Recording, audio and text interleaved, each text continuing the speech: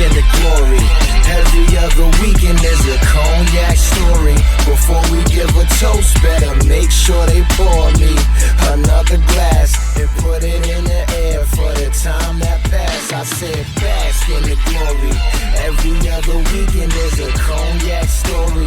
Before we give a toast, better make sure they pour me another glass and put it in the air for the time. Yo, ladies and gentlemen, boys and girls, welcome back, welcome back. Holy shit, we are back from a little short hiatus, but we're back to say hi to you haters. Once again, this is Tori and Meacham. This is the Cognac Stories podcast. I am joined once again by my boy, still living off motherfucking experience, Slox Nance in the fucking building. Hey man, we back, man. Yeah, back right now. So before we started recording, I'm telling my boy Slox, my refrigerator is now in my living room because all the fucking power outlets in my kitchen went out last night in the middle of me warming up this delicious fucking pizza.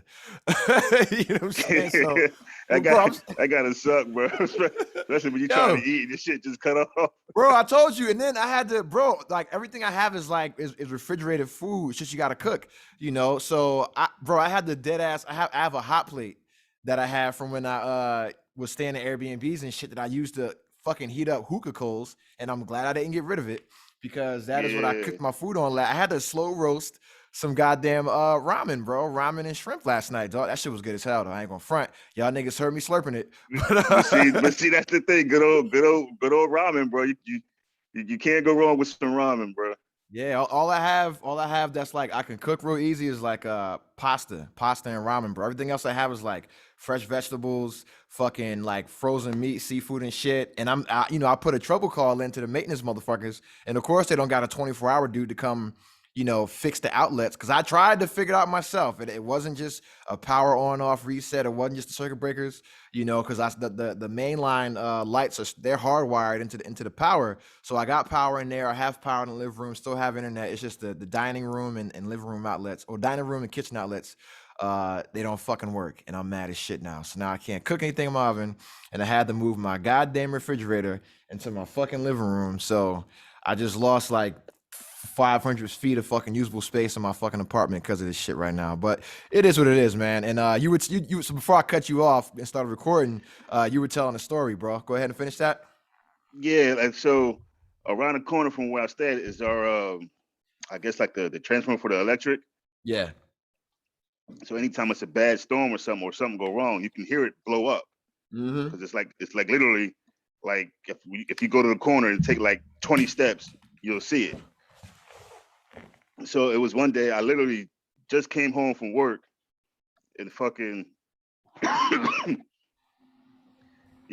hear this loud boom and the fucking power in the whole house goes out. Mind you, my wife just went grocery shopping. So I'm like, shit.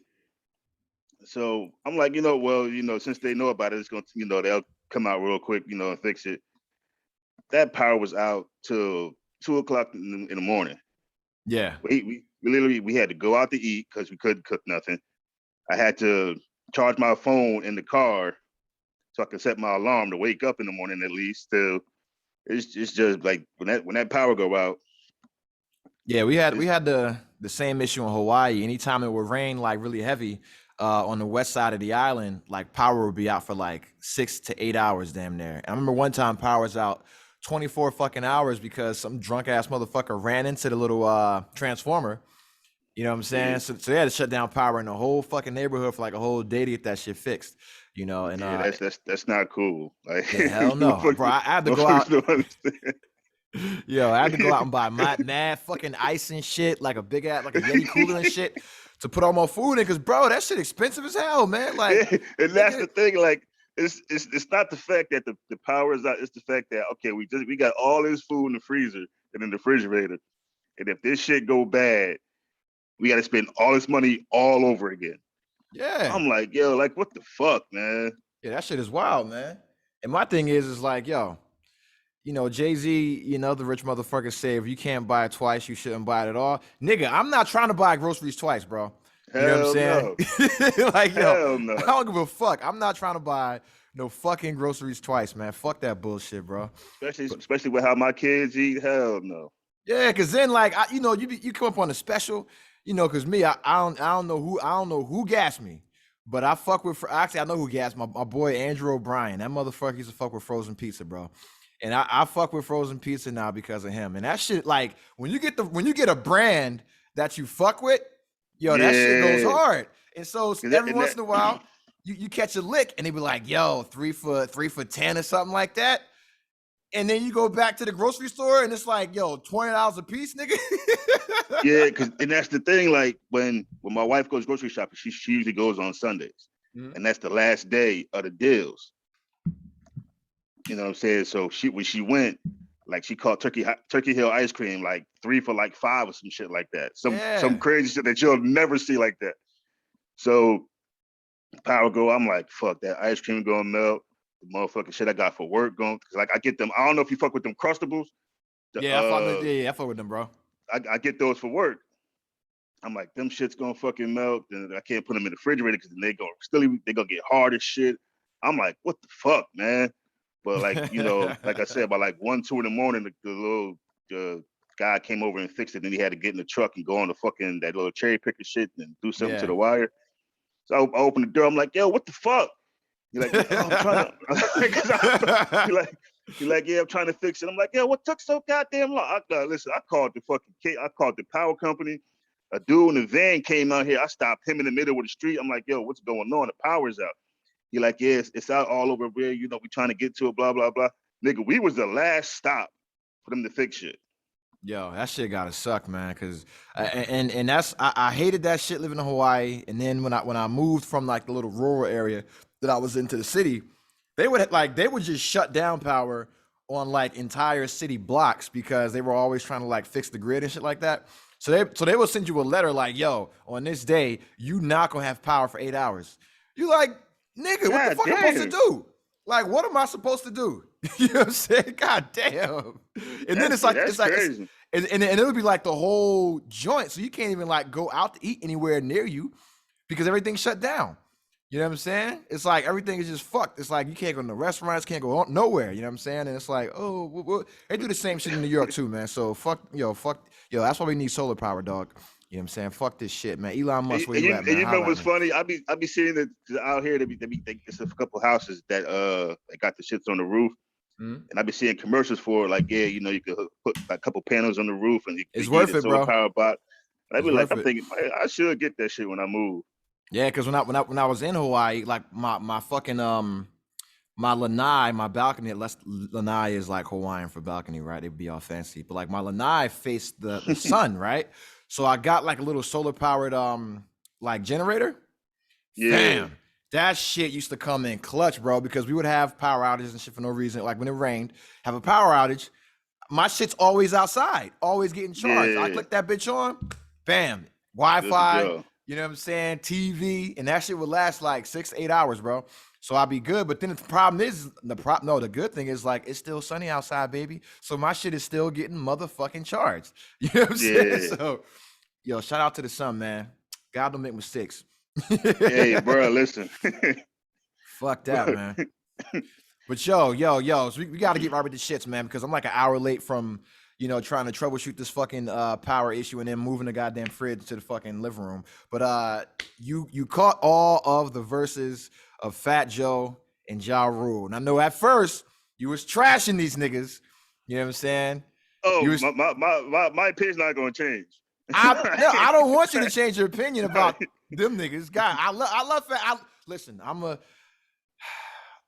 Ja Rule fan. All right, and I'm a Fat Joe fan, so I was very excited. The rest of y'all motherfuckers really weren't. So fuck it if you're not a fan of them. Overall, what did you think of the verses?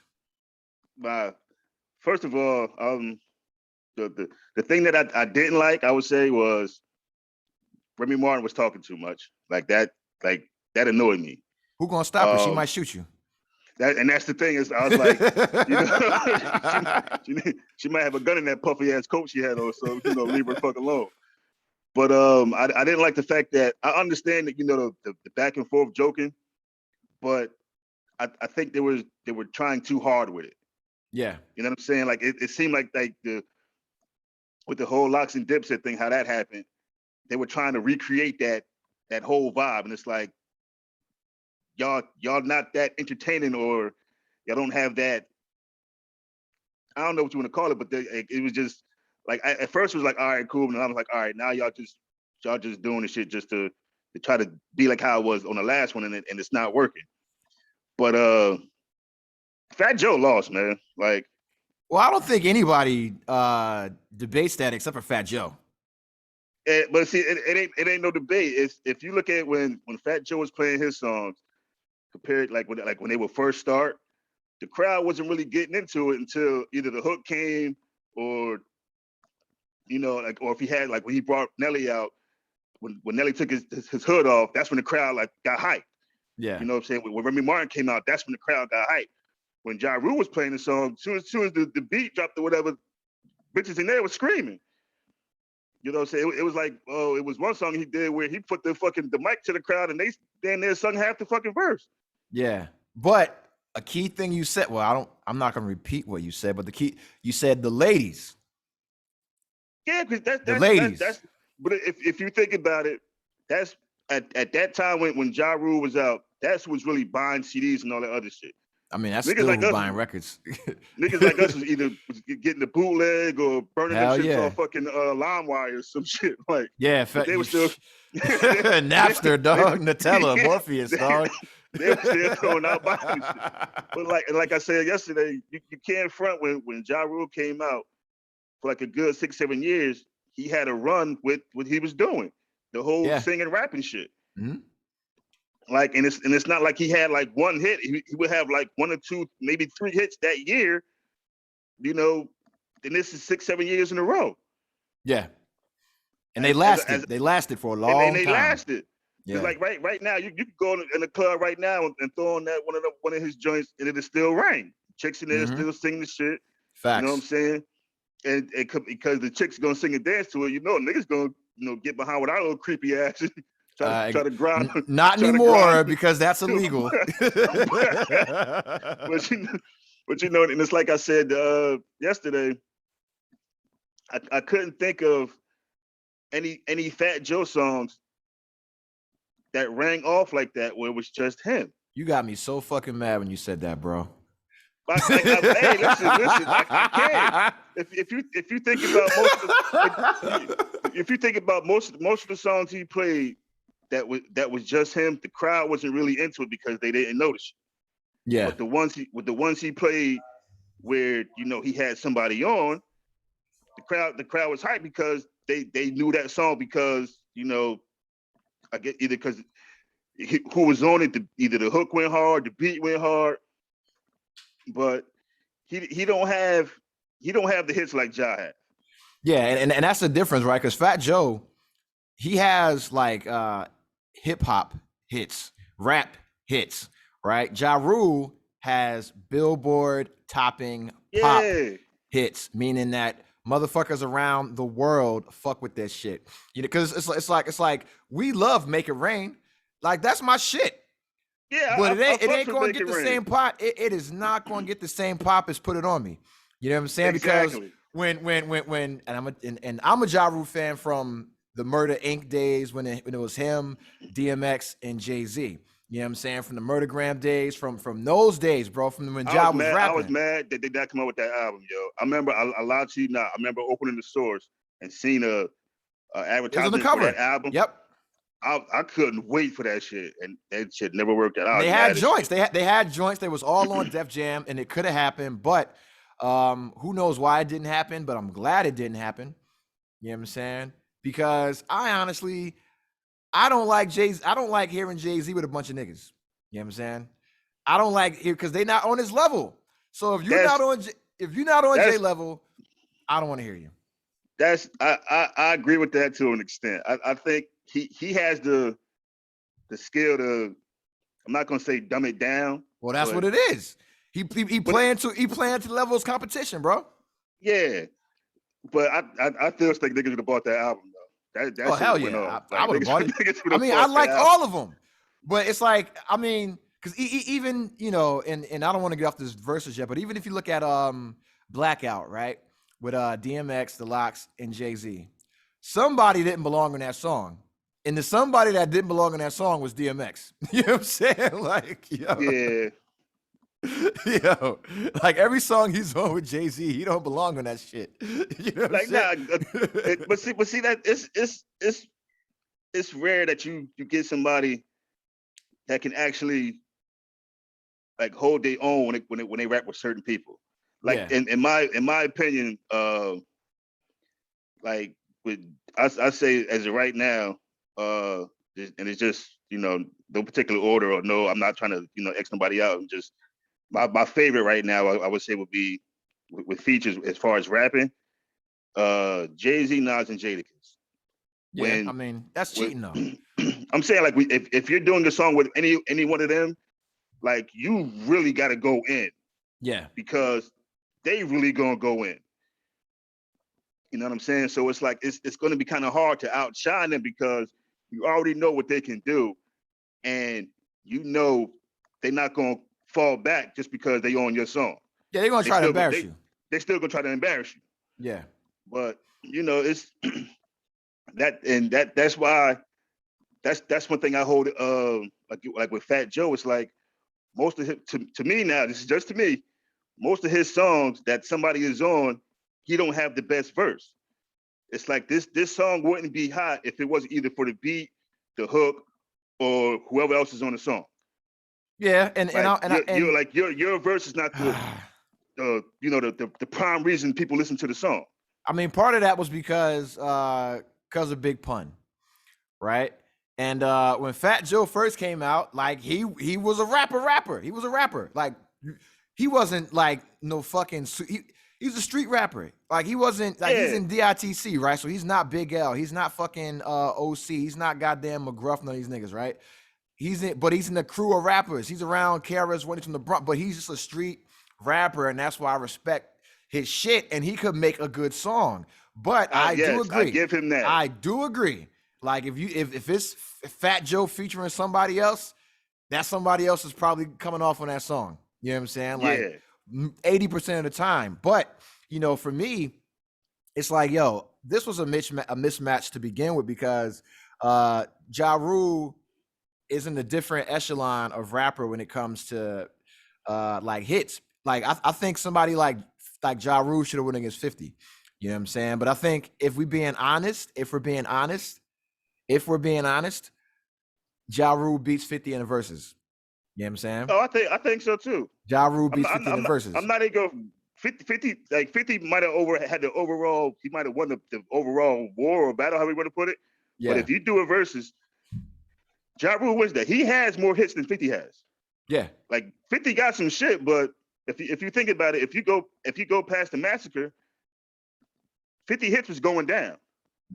A lot, you know what I'm saying? Yeah. It was a sinking ship. G Unit was a sinking ship, you know what I'm saying? Yeah. But I think with a good match against Fat Joe should have been Nori. Yes, I could now see with that one because they have the same kind of the shit. They have the hits, but they don't have the worldwide hits like that. Their hits is like kind of the same because like niggas know Super Thug, but it ain't one of those, like it ain't no smash like that. Like it ain't no put it on me. Yeah, you know and so it's like, but then at the same time, it's like because the live performance element, does that sell tickets now? Because now they got to sell tickets. So it's like, does that sell? Ja Rule sells tickets. I don't give a fuck. Love him or hate him, Ja Rule's gonna sell you some tickets. You know what I'm saying? But it's like if it's Nori and Fat Joe, does that sell tickets? And that's the thing. If you my dusty ass buys a ticket, you know what I'm saying? Well, see, that's the thing. That's something I would go to. COVID shit wasn't running around all crazy. But if you having that like in New York niggas are gonna go to that because they fuck with Fat Joe and they fuck with Nori. Yeah. Like you gonna give them like when it comes to certain people, it's just for the love of the music, people are gonna go. Yeah. Like just to say, you know what, when that happened, I was there. They gonna go. Yeah, hell yeah. So my question now is, 'cause we already know who the fuck won. My question is, does this change? Does this change history for? Does this change your perspective on Ja Rule's career? Do Nah, you think? Do like you think that? Do you think that that his career was unfairly cut short through the 50 Cent shit? my thing. Well, I want to say it was uncut short. Well, you can say it was cut short, but with his career made me realize how quick the fans would turn on you, Mm-hmm. because the same shit that 50 was getting on Ja Rule for doing, he turned around and did. Facts. So you can't sit Facts. there and clown this man for singing and all that shit, and then take his style and do the same shit while you clowning him. And it's like I think what Ja Rule fucked up at was when 50 first started coming at him, he wasn't saying shit. Like you let 50 get too much momentum on you before you Yeah. replied. And by the time you replied, it was too late. Yeah, because I mean, like, he was killing him on the mixtapes, and then Wanksta, he killed him on that, and then like Ja Rule made Clapback, and people fuck with that song, but That song hot to me. I don't give a fuck. yeah, but it's too late. Like it was too, like, because Ja And Rule was that's out the there thing. making Fast and Furious movies and getting money and doing shows, and then Yeah. I mean, me personally, I don't think he should have responded to 50 at all. You know what I'm saying? Because 50 is punching up at that time. Like 50 is hot in the hood, but Ja Rule gave the motherfucker relevancy. You know what I'm saying? Yeah. Like, honestly, like, and I mean, we being real, these niggas got paperwork on 50 Cent from when they stabbed this nigga and jumped him and shit. And 50 said, yo, they did it. You know what I'm Yeah. saying? So all they had to do was come out and say, yo, this nigga ain't gangster. He snitched. You know what I mean? And that would have ended all that, because that's the same shit 50 tried to do to Rick Ross, right? But it's like, yo, they fucking let him just do too much, and then they responded to him. All they had to do was respond with hit records, bro. Just keep making hit records, and they'd have been fine, because 50 had his own, like 50, bro. He had to deal with Game, fucking Jadakiss, goddamn Fat Joe, everybody who was doing anything in New York, that motherfucker started hating on. You know what I'm saying? Yeah. And you see how it affected all their careers. In the end, it affected Jadakiss's shit. In the end, it affected Fat Joe shit. Like when he tried to go at Ross, it put a damper in that. And it's like, yo, motherfuckers out here trying to get money, bro, and you just fucking everybody shit up. You know what I'm saying? Like, for no reason. See, the only thing out of all them, the only one 50 didn't really respond to was Jadakiss, because he knew lyrically you're not gonna fuck with that man. Like you Well, might, I think in real life you'd have got stabbed by like Styles P or some shit. Yeah. Oh Like, yeah, I think that too. Yeah. I think at the end of the day, if it got to that point, I think Styles would have shot all the whole junior motherfuckers. But yeah. but keeping it on, records, whatever. Your crew was not fucking with the Lox. Nah. The only person that can hold it down in that situation at that time would have been Lloyd Banks. But at the end of the day, he still would have got watched. And they're all fans. Like, they're all fans of the Lox, bro. You can't come up out of New York and not be a fan of the Lox. From like you can't like hip hop, copying their style. You can't like hip hop or rap music and not be a fan of the Lox. Like that's just clear. Let's clear that up from jump. Yeah. So, but like with Ja Rule, he had kind of had the advantage because he was getting him on the singing shit, and just nigga just went with that wave. With Fat Joe, he was fucking with Fat Joe with the been rapping for so long and not having hits and all that other shit, and being not having, like, he coming in and being in the game short and having more money, blah blah blah. So niggas let that roll. With the Rick Ross thing, with the whole he was working as a correctional officer before, blah blah blah. So the Officer Ricky thing, niggas let that shit roll. But when it came to the Lox, he said something on the piggy bank. Yeah, he called Jada a Ninja Turtle. Jadakiss did the whole the Checkmate diss song, and then the Sorry, Miss Jackson, the freestyle, yeah. But you never heard none of them niggas say anything back. Yeah, because I mean that shit would have got real for real. Yeah, because they knew lyrically they not fucking with them. Yeah. So it's gonna have to get to the point where you're gonna have to fight, because we gonna have to win something. Yeah. And I don't think they would have won that either. Yeah. One thing I will have to say, man, is that I gotta give Ja Rule his flowers, man, because Just like I said, bro, like when yesterday when we sitting there talking on Xbox and shit, bro, I'm like, yo, every time one of those hit records came on, I remember exactly where my scumbag ass was when I heard this shit. Like I remember being in the club and hearing Put It On Me, being in the club in fucking Newport News, Virginia, and waiting for them to play Ja Rule so I could go talk to a chick, because I wasn't trying to go talk to a chick during like the Bone Crusher, A-Town Stomp, Little John set. You know what I'm saying? So I had to wait till they play some Ja Rule, and the ladies instantly start singing, and they want a dude to come put it on them. So I'm like, Pretty yo, much. you know what I'm saying? And that's the thing. Ja got them hits that's like, yeah, that like you knew what you like. You wasn't doing shit when Make It Rain come on, because niggas wasn't making it rain. Nah, I was poor. I was broke. Actually, Like I made it rain to make it rain. That was one of the worst mistakes ever in my life. You know what I'm saying? That was a waste of $300. You know what I'm saying? Yeah, see, nah. But like, yeah, when I first seen the the ad for the thing, I'm like, all right, I'm not really gonna watch it because Ja Rule gonna watch this nigga. Yeah. Like I said, I thought of more hits quicker than I thought of more Ja Rule hits quicker than I thought of Fat Joe hits. Then I'm like, all right, well, Ja Rule got Lean Back, he got the shit he did with Khaled, he got John Blaze, but I'm like, on all those songs, it's either the beat, the hook, or somebody else's verse. Yeah. And then like when he bought Remy Martin out, he bought her out to a song that wasn't even his. Yeah, no, it was Pun's verse on Twins. No, when she came out to Annie Up. Nigga, that's NOP song. That's correct. Not even that song. Okay, so Fat Joe was cheating the whole fucking night because he brought Nelly out and then had Nelly do Hot in Here. Yeah, nigga, that's not your song. And Ja Rule was saying this shit. He like, yo, like that's not your song. This shit don't count. Hey man, he trying to be like Soulja Boy, man. First rapper to do a verses and not even use his own records. And then he was sitting there when Ja Rule did the what's the joint? The joint with him and Mary J. Blige. Ja Rule wrote that song. Yeah, Ja Rule wrote that song. So technically that's his song. When Ja Rule did Can I Get Her, that was Ja Rule's song first, and he gave it to Jet. Yeah. And and all that other shit. But a lot of people don't know that. And he was sitting there saying, oh, well, I executive produced Candy Shop, so I can play that.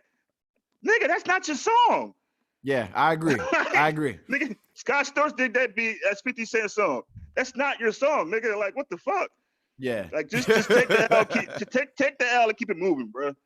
Damn, son, where'd you find this? Yeah, that motherfucker was reaching, man. But hey, did you get a chance to check out the Diddy versus JD versus Dr. Dre shit that I sent you, man?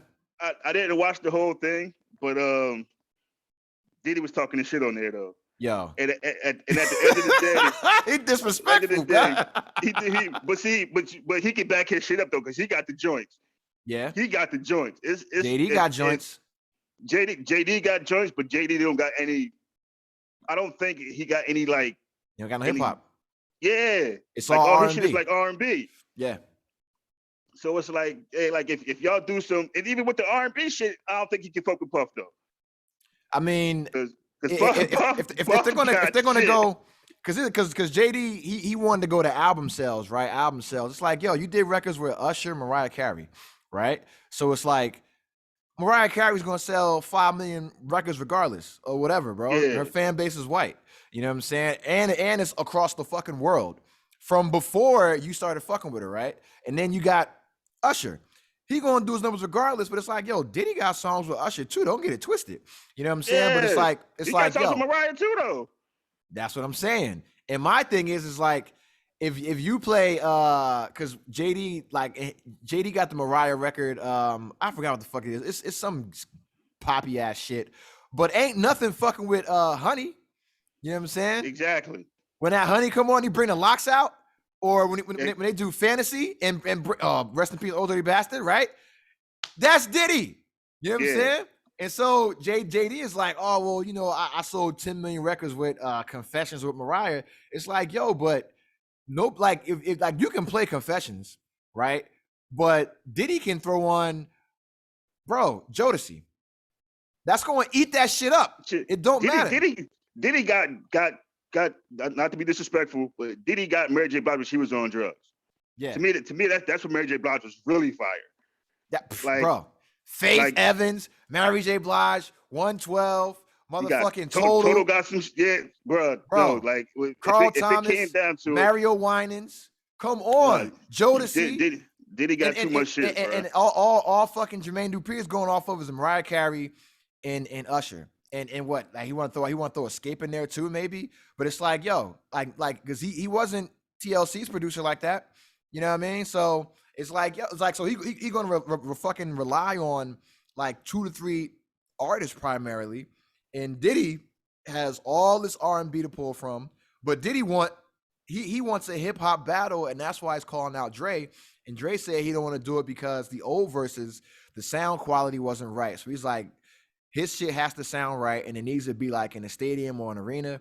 And now that they're doing, fucking like arenas and shit now, because or they're doing arenas now because they're in MSG. It's like, yo, now Dre, you can come outside now. But it's like, yo, Dre going through a divorce. Dre got all this shit going on, bro. He ain't worried about this dumbass shit. Diddy ain't got nothing going on. He ain't got no fucking kids to raise. He ain't got no bitches no more. Everybody done took his hoes. He trying to take his son's hoes and shit. Yeah, Diddy out trying to fuck his son chicks and shit. I ain't fucking with like what, JT or Young Miami, whichever one is not fucking with Lil Uzi Vert. He fucking with that one, and then tried to fuck it with Lori Harvey. Ben Affleck stole his bitch. You know what I'm saying? He got J-Lo back and shit. Like, so Diddy bored as hell. You know what I mean? But we were saying yesterday though, like how you were saying, and I had to rethink it because I give it to you. I was wrong, you was right. If Dre and Diddy do it, they got to bring people out. Yeah. Because you're not gonna want to. Well, with Diddy, he'll sit there and dance around all that bullshit, and at some point you're gonna get tired of seeing that. So they're gonna have to bring people out. But then it's like, if y'all doing 20 joints each. So y'all got to bring out. That's gonna be 40 other motherfuckers. That's gonna. They got to bring out more than 20, bro. They got to do at least 30 to 40 records, bro. It has to be a concert. It's pretty much gonna be. All right, listen. We're gonna have to bring everybody in hip hop here, and you got to charge for it, and it has to be pay-per-view. Because they pretty much work with a lot of people the same, but they got a lot of shit that people that they didn't work with. That Drake got his little list and Puff got his list and shit. So it's gonna be like, look, we just got to bring all y'all niggas here. When we call your name, just come out. Because then it's like it'll be like a straight up concert set list. And I think with that, it's like, yo, you would get a chance to hear from niggas you ain't heard from in a while.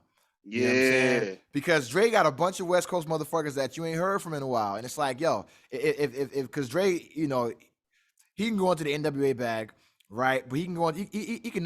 What's my man? I want to say RBX. Oh no, DOC. DOC had hits. You know what I'm saying? That is funky enough. If he bring DOC out for that shit, Lady of Rage, yo, that's the kind of. I'm and that's the thing. Like, going hit. They going hit differently. Then he got them Snoop records off Snoop first album. Snoop and the Dog Pound, all that shit, bro. And it's like, yo, they going to hit different. Track list. And then but then if you look at Puff, if Puff, start bringing his old, like he could bring G-Dep. G-Dep in jail. He ain't bringing in. G-Dep gonna fucking be on a Zoom call, nigga. Hey, that might work. I just see he can bring out Loon, Mario Winans, the Lox. He got Shine on his back over here for his shit, for something he can bring. Shine ain't rapping no more.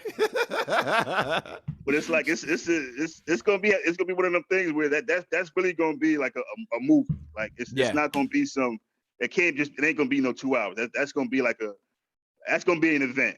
It'll be like 3 to 4 hours, bro. And like, cause I went to the Bad Boy reunion concert in 2016. That was probably the best concert I've been to in my life. Shout out to my ex-girl for taking me there for my birthday.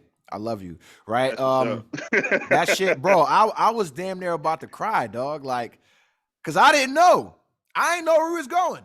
You know what I'm saying? And we in Vegas. I'm just happy to be there. I got to see some of my family in Vegas. I'm like, I got to see my homeboy that worked in Vegas at the club and shit. And I'm just like, yo, I'm chilling, bro. We go see some shows and shit, and I'm good. And she's like, oh, I got tickets to a concert. I'm like, concert? You know what I'm saying? And we pull up to the MGM, and it's Diddy and them. It's Diddy, French Montana, the Lox, Mace, Total, Kim, fucking DMX was there. Bro, DMX came out. I don't know why DMX came out, but DMX came out. He did about 4 or 5 records, and I lost my voice at that point. You know what I'm saying? But see that, and that's the thing with Puff. Puff know how to put on a show. Yeah. You know what I'm saying? That's one thing I can give Puff. When it comes to entertainment, Puff he gonna entertain the shit out of you. He gonna give you a show. Yeah. And that's why that'd be the one thing with the verses that's important. You gotta be able to put on a show. And I don't think Dre can put on a show as good as Puff can. I mean, well, you can look back at the Up in Smoke tour and be like, okay, and say that's the gauge, right? That's like the gauge, because it's like, yo, because Puff, I'm not Puff, I'm saying Dre he can pull the exhibit joints out. You know what I'm saying? He got the records with Game. So he got the 50 records, Eminem records. Yeah. So Dre don't gotta do shit. Yeah, but that's the thing though. He just can't just sit there while they rock. He's gonna sit there with a bottle of water and a pull-up bar, just doing that shit all day. They gonna be doing pull-ups while niggas doing their verses. Yeah. But that's the thing. Puff he gonna interact with the whole shit. Like, and that's the thing when it come to that, that's gonna give him the leg up. Well, Puff got hit records on his own. You know what I'm saying? And well, Dre could play, been there, done that. Dre can. Dre could. I mean, Dre can play the Watcher. Dre can play fucking Still Dre, but it's like, yo, that's Jay-Z. That's the thing. So you look at the Watcher. I fuck with the Watcher, but that's because I like J verse. Yeah, and then it's like, all right, well, Diddy got hits, and we know Diddy ain't write his shit, but yo, it don't matter if I write rhymes, I write checks. No, Dre write his shit either, so it's even. But Diddy, I just like Diddy's records better, bro. Like I still go back and listen to No Way Out. You know what I'm saying? Yeah, No Way Out was fire. I don't care what that shit was fire. And then when I look at Diddy's his solo discography, I love his shit. Like the No Way Out was dope. The second one I kind of didn't like too much, but it had joints on there. Press Play was dope. The Last Train to Paris shit was fucking fire. Like he had a bunch of that. Oh, that's you gotta get it, bro. I wish he would re-release that album now. It was way ahead of his time. It would sell 3 million right now. If he just took it off streaming and then re-released it, it would do 3 million. And if he shot some new videos, because the record is that fucking, it came out in 2011, bro. It's 10 years. I like the joint he did with Rick Ross off that album though. Yeah, and that's not even the best record, bro. Like he had Hello Good Morning, he had a shit with Usher and Rick Ross. He had joints on there, man. Like he had some joints on there, bro. But like the biggest record on there was a shit he did with this chick named Skylar Grey. You know, that I'm Coming Home shit. You know what I'm saying? But yeah, man. Like, but so the question is, in a battle or a versus, let's say 30 joints, Diddy and Dre, who do you think wins? I got Diddy. I have to agree with you. You know what I'm saying? I got Diddy winning. If they doing 30, I got Diddy winning. I'm gonna say, it might sound fucked up, but I'm gonna say 2010. Yo, Dre got them Kendrick joints too, bro. But the difference is, I might be being biased because I'm from up north or whatever, but them Diddy songs hit different than them. They do. Like, I remember where I was. Because they'll play like probably like they'll play. Let's say they play Snoop, like one of Snoop joints, like off Snoop first album. What's the joint he got with Daz and Corrupt? It's the Doggy Dog. Ain't no World. Fun. Oh, Doggy Dog World. Like that's my shit. Yeah. Hands down, that's my shit. Guess who's back in the motherfucking house? They play with a fat dick for your motherfucking mouth. They play Hypnotize. I'm going with Hypnotize. What? I'm giving Doggy Dog World. Come on, bro. Nah, actually, bro, I'm wilding. I'm giving that to Hypnotize, bro. I immediately the first bar from Hypnotize came in, and I'm like, okay, who shot you? Yeah, it's Dre got the Pac records, bro. Fuck. I don't know. Yo. Nah, bro, it's still California Love. That's the one. That's one. Bro. That's one. Because I don't think Puff got a song for California Love. So I'm giving California Love a point off rip. Dre got them. Dre got them fucking Pac records. Dre got them 50 records. Dre got them Eminem. Well, Eminem records is trash, but Dre got them records, bro. You know what I'm He saying? got them, yes, he do. But Puff got a little bit more.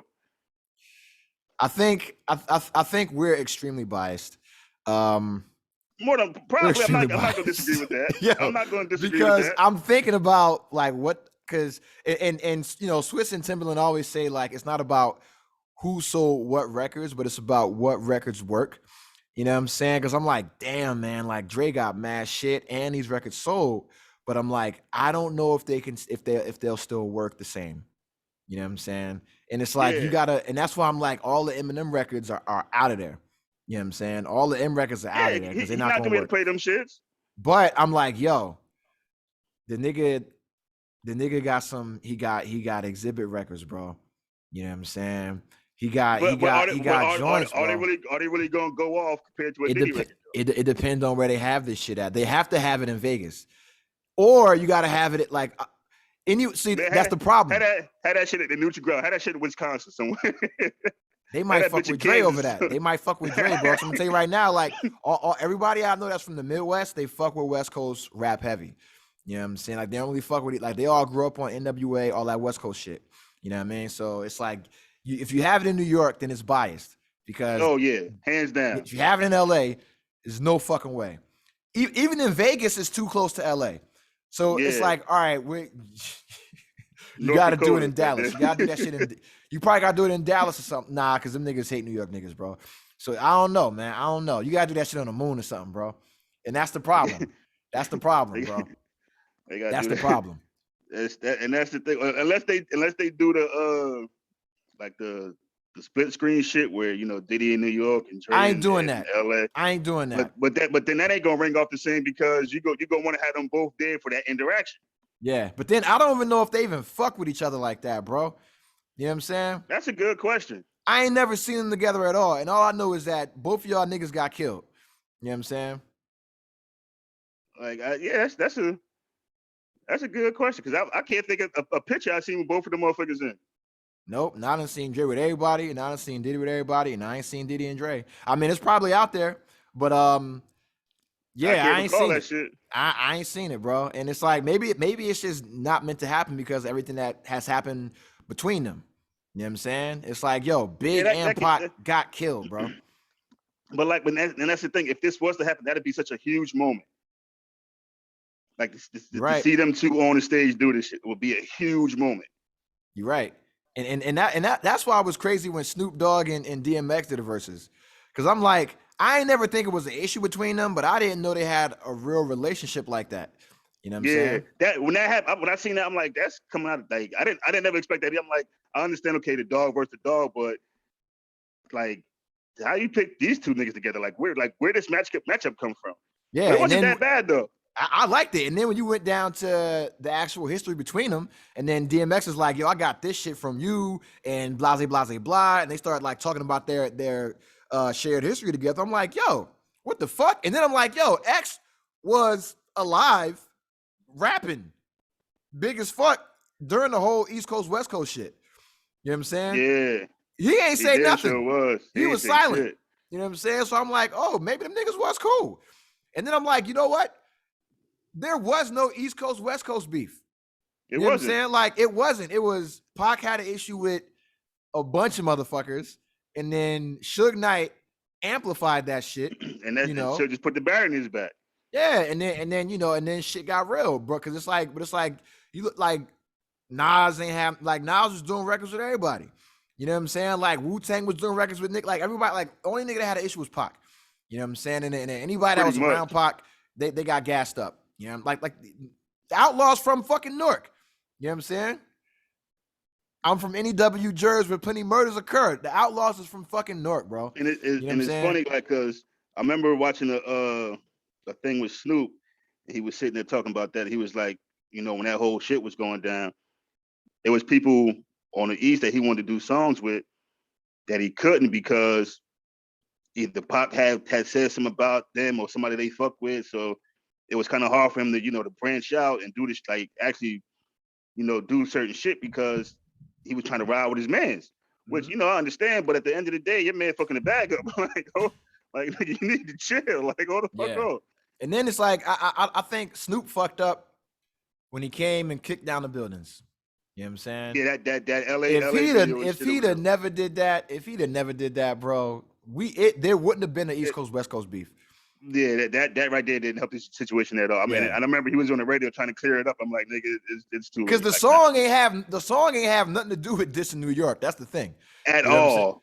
They have nothing to do in New York. Dog. And that motherfucker in the head, because it was him and Corrupt and Dash. They in there kicking the buildings over and shit. I'm like, yeah, y'all niggas is really trying to disrespect New York right now. Yeah, like they. So here's a question, bro. If not Dre, does Diddy get in there with anybody? And lose or have a close battle? No. Okay. Because I'm like, if Timbo or if Swizz tried to call out Diddy, that shit is quick. No, that's a wash right there. Yeah, I'm sorry. That shit is quick. I understand Timbaland and Swizz catalog. No, y'all getting washed. Yeah, like y'all gonna be on some Dipset lock shit. Y'all getting washed. Like, stay in your lane. It ain't even gonna be close, man. But I did like seeing Diddy talk his shit to JD though, because JD is a legend. Like that. JD is a legend, but yo, you gotta relax. And that's the thing. I give it to JD because we was at my job talking about the shit. Like, if they do like how after it was right after the premiere and RZA joint, and we was like, yeah, Diddy, and I thought of Jermaine Dupri, and I'm like, yeah, they could go back and forth. But from watching the little clip that you sent us, whatever, I'm like, JD ain't really got no hip hop shit though. Like all his shit really is mostly R&B. He got Bow Wow records. And the hip hop shit he do got. You can say Bow Wow, so like Brad, and if you want to say Criss Cross, them shits ain't gonna do nothing against none of the hip hop shit Diddy got. Yeah. So it's like he gonna lose. And I'm like, well, Dre will be like his best matchup. Yeah. But I don't see Dre winning that either though. But then again, I might be biased. I think the only way to do JD is to do JD versus Organized Noise in Atlanta. So you do that. So you do JD versus Organized Noise. Or you do So Def versus Organized Noise. You know what I'm saying? You got to do something like that. Yeah. And you do that, and I think that could be dope, and that'll ring off. You know what I'm saying? I don't think Andre 3000 comes out for that, but I think everybody else does. No, Andre staying in the house from now. What they done did with him with the whole Drake and Kanye. Yeah, man, he's staying in the house now. He ain't fuck with y'all no more. All right, so let me ask you a question, because Swizz Beatz was like, Kanye wanted to do a versus against Drake. Kanye is a fucking pathological liar, right? Talking about he wanted to do a versus against Drake. He would have got washed. I'm sorry, but it wouldn't have been close either. He'd have got washed. But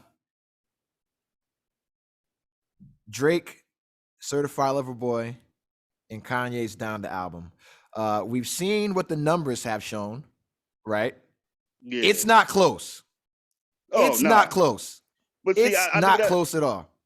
I haven't listened to either one of the albums. I listened to the song on Drake's album with him and Jay-Z, and then the one you sent, the 7 a.m. somewhere. Yeah, I can't think of it. 7 a.m. Bridal Path. Yeah, I listened to both of those, and I was like, all right, but I wasn't impressed enough to listen to the whole album. But when Kanye came out with his album, and then Drake was doing a little, it was like murmurs of him coming up dropping an album within the next day or a couple days later. I'm like, oh, if he do, he gonna outsell Kanye. Mm-hmm. Like at the end of the day, like Kanye is not bad, but he's not Drake. Yeah. Like from all the dumb shit Kanye did, and his like, to me, his music was like, after a certain while fell off. He's like he's coming back a little bit, but he's never been the same since his mom passed. Yeah, like I mean, if we use the analogy that Jay-Z is the Michael Jordan of rap, Drake is clearly Kobe and LeBron.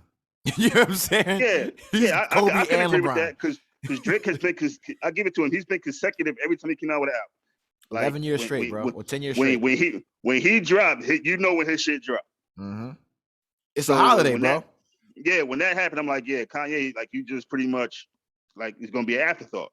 Yeah. Like, you know, you gonna have your fans that still fuck with you, but the mass is gonna go to Drake Yeah. because he makes better music right now.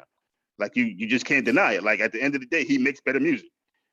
Yeah. So and it's like Kanye's making this like Christian hip hop shit, whatever the fuck he's doing, bro. But it don't hit. Like people just listening to it for the features. They're not listening to it because it's just Kanye right now. exactly. Like you get a Drake album, you're listening because you know Drake gonna say some shit or he gonna, you know, it's gonna be a song in there that you're gonna like because of Drake.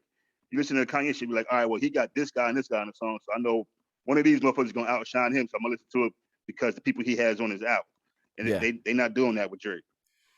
Yeah, because I mean, like Drake is like the biggest artist in the world ever, and he's still relatable, which is insane, which is fucking nuts. And that's something you heard me and Gordon talking about like all day Yeah. yesterday, right? We're like, Yeah. yo, this motherfucker is still relatable. I can't relate to anything Kanye is talking about. You know what I'm saying? Pretty much, like and that's the thing. Like even though Drake, the thing I hate about this whole battle thing is none of them niggas is saying each other's name. Like we know y'all talking about each other. Just say the fucking name. Drake said Ye's name on the album. Oh, he did. Drake says Jay's name on the album. You know what I'm saying? Now I might have to go listen to the whole album. Yeah, and Drake said his name on Trippie Redd album. Like it's very clear. It is very clear who Drake is talking about when he's talking about Kanye. But aside from the fact that he says his name, but yeah, 7 a.m. on Bridal Path is all about Ye. You know what I'm saying? That's all you about clearly that. could tell. Yeah, and it's but like, fuck, bro. Like I wasn't a Drake fan. I used to hate Drake. I had every excuse in the world to not like Drake. And then Nothing Was the Same. That album made me a Drake fan. And then I had to go back and listen to all this shit. And I was like, this motherfucker kind of nice, man. Why'd I ever hate on him? You know what I'm saying? but see, and I'm the opposite. When Drake first came out, I think what was his first album, the Thank Me Later or something like that, or that was the first official album, Thank Me Later, yeah. I like that album. It's just as he went on, that singing shit get on my fucking nerves. Like, and that's you know, not to go back with the Ja Rule thing, but that's one thing I didn't like about Ja Rule, because when Ja Rule first came out, he was rapping. Yeah. And I liked him as a rapper. With that singing shit, I'm like, I can't, like, it's a good song, but I don't like the singing shit. And that's what got me off. And I feel you. And that's why I didn't like him. But then I was like, you know what? I sing sometimes. You know what I'm saying? I like listening to Jodeci. I like Carl Thomas. Let me listen to what this motherfucker's saying, right? And then when I started listening to what he's singing about, I was like, oh man, he's really heartbroken. You know what I'm saying? Like, he really going through it. I'm like, damn, I done been in this motherfucking shoes. You know what I'm saying? Like, and that's the thing, is like, I don't hate Drake. It's just I'm not in a rush to listen to one of his projects. Yeah, you know what I'm saying? And, like, he'll have trust me, he come out with songs every so often that I'm like, yo, this is my shit right here. I fuck with it. Yeah. But it's like, all right, the album came out. All right, I'll listen to it next week, or I'll listen to it next month or something like that. I'm never in a rush to listen to a Drake project. Yeah, because like even Drake's his like mixtape or his Lucy's and shit, like the Dark Lane demo tapes and the Care package, those shit did numbers. Those shit went platinum damn near, right? And that's all old music or all released music or all just like Lucy's and shit. And you look at the numbers on this shit, he's gonna go platinum this week. You know what I'm saying? Like, so in 3 weeks, the album will have 1 million equivalents in sales. And, you know, he already blew Ye out the water. And now the real question is, everybody's been asking, has Drake surpassed Jay-Z? And if we're solely looking at numbers, the answer is yes, he has. Right? As far as numbers, as far as just album sales? Number ones, album sales, hit records, top 10s, top 40s, number ones. Drake has the record for a solo artist, period. The only person he's behind now is Paul McCartney, because he had all those Beatles albums and shit. So Paul McCartney still has the most number ones as an artist, period. But Drake has the most number ones as a solo, and he has the most number one hit records as a solo artist now. I look at that now as like he beat Michael Jackson. Yeah, that's some tough shit. But I look at that now as like, um, you know, I hate to be the old guy to say this shit, but do you think Drake would have came if he would have came out when Jay came out would have the same career? Yes. I think See, it'd I been don't, I don't, I think it'd I been don't bigger. think so. Here's why. Because everybody's career was bigger back then, right? Everybody's career was bigger because more people bought albums and there was more mystique to the artists. So imagine a motherfucker like Drake coming out when Jay-Z was out, right? Jay-Z was completely inaccessible to the fans, right? He was above the fans. That's not Drake. You know what I'm saying? So with him being with him making the songs that the songs would be different, right? But with him having the talent that he had to do both, you know what I mean? And make dope songs and make songs for other people, and his ability to go on somebody else's song and make a hit record and give somebody else's career a boost. We've never seen that before. You know what I'm saying? And then with him being a person that fucks with the fans and is relatable, he would have been on some Michael Jackson shit, dog. Like, honestly, because now people don't buy albums. Back then, you had to buy the album. You had to listen to the radio. You had to go to the concert. And it's like, yo, you look at like 50 Cent when he came out, right? Motherfuckers selling like going platinum off rip. Imagine Drake in that era where all you got is ringtones and fucking album sales. He would have been a bigger artist. I don't think so. I think because it ain't just us listening to Drake. That's the thing. It's like it ain't just us. We're only 13% of the population. So you got to look at Drake is going to be before Eminem. So he's the closest thing to a white rapper. You know what I'm saying? And then you got just how much that would have meant. Like a fucking half white, half black rapper coming out, right? Not shying away from his biracial identity. In the fucking late 90s, mid to late 90s, in the era of the big budget video, when they were premiering, when you had a music video, Drake don't even have a music video show to go on. Imagine Drake going to TRL. You know what I'm saying? Remember, niggas used to be lined up outside of New York City. Bro, have you ever been in New York City for a TRL taping? I have. It was impossible to get through Times Square. Imagine Drake on that shit. Drake would have been bigger than Britney. Drake would have been bigger than Justin Timberlake. But see, my only thing with that would be, I think in that era, let's just say if he was, you know, like big like that, somebody would have came for him and knocked him down a peg. Who? I can't like, because if you think about, I'm thinking of, okay, if he would have came out when like Nas, Wu-Tang, Big, Pac, Jay, you know, when all of them was like shining and Drake tried to slide in. I think one of them would have knocked him down. Like, nah, nigga, like you're not taking this spot. Who came for Coolio? How long did Coolio last? Coolio had hits, bro. So think about all the party rappers back in that era, bro, that had careers, that had hit record. Like, who came for Nelly? KRS-One. A hating ass old nigga who got embarrassed. You know what I'm saying? Because you look at Drake would have been just like LL Cool J. You know what I'm saying? Like, so Drake's but mold see now, okay, was there. LL Cool J probably like good example. When them new niggas started coming out, his shit was going down. Like, niggas wasn't really checking for LL. Well, because like, he relied more on the money. bitches. LL was but he relied more on making music for the chicks. And that's why he was able to last that fucking long. Because he said, yo, y'all dusty, just like my nigga Nori said, you know what I'm saying? Most bitches will buy your album while y'all niggas will dub it. You know what I'm saying? Oh, and that's hell the yeah. thing. So if you make this music for the ladies, that's what's going to keep you relevant. That's, bro, because if you think about it, what did Nelly do? Came out, made songs for the chicks. What did Ja Rule do? Came out, made songs for the chicks. How did 50 blow up? Made songs for the chicks. You know what I'm saying? You look at niggas like Jay-Z, Nas, their biggest records were their female-friendly songs. You know what I'm saying? And but they were too hard, too tough, too street to continue to do that to get those big-ass album sales.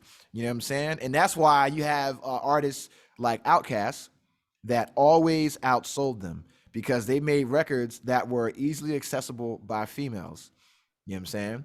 And that's the key to stay active and relevant and still sell music and hip hop, with the exception of Eminem, right? You got to make music that is palatable to all the consumers. And that's what Drake does better than anyone else because he makes I music give you that that. He white can make folks a song love, for blacks everybody. love, Hispanics, old, young, handicapped, fucking people in India, Japan, Australia. Everybody fucks with his music. And imagine him doing that with no competition, right? Because there's nobody else doing that.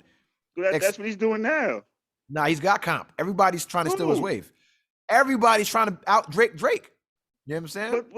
But you can't out somebody with doing their style. I agree. So like, I'm not. If you think about it, who is right now? Who is really his competition? If he comes out with an album right like next month, his competition is The Weeknd. That's his competition. Is The Weeknd. That is his only competition. But I don't think The Weeknd sound like he do though. Oh, The Weeknd is like the number 3 artist in the fucking world, bro. Number 2. He's like number 2 artist in the world. The Weeknd sold more albums than everybody last year, and the year before that. But who came out last year though? Drake didn't come out last year, did he? Nah, he ain't come out since 2018. But if you compare their album sales, if you compare their album sales and their Grammys, Weeknd is smoking Drake on a album by album basis, not total because Drake got fucking a million albums. But if you go just album by album, The Weeknd has caught Drake in numbers, and he surpassed him in Grammys. You know what I'm saying? But I mean, they're boys, and you know they kind of help each other. The Weeknd, ain't he more like pop though? Now he is, yeah. He done left us. He used to be all toxic and shit. And he done fucking left us like a fucking traitor. You know what I'm saying? Fucking Benedict Arnold ass motherfucker. Now he's just doing pop records with Ariana Grande and shit. But no, it's like Drake, you know, he has no competition because no one else can do what he does, right? You have rappers that are out there trying to harmonize and sing. Everybody's trying to do that. Everybody's using auto-tune, right? So, but it's like they can't do what Drake does, you know what I'm saying? And the closest competition you could say would be Kanye, and he don't do it like Drake. You know what I'm saying? I don't even consider Kanye competition. No, because Ye was at his best when he was rapping. I haven't heard not one Kanye song on the radio, and I don't know how long. That shit with him and Lil Pump. You're such a fucking hoe. I love it. That wasn't on the radio out here.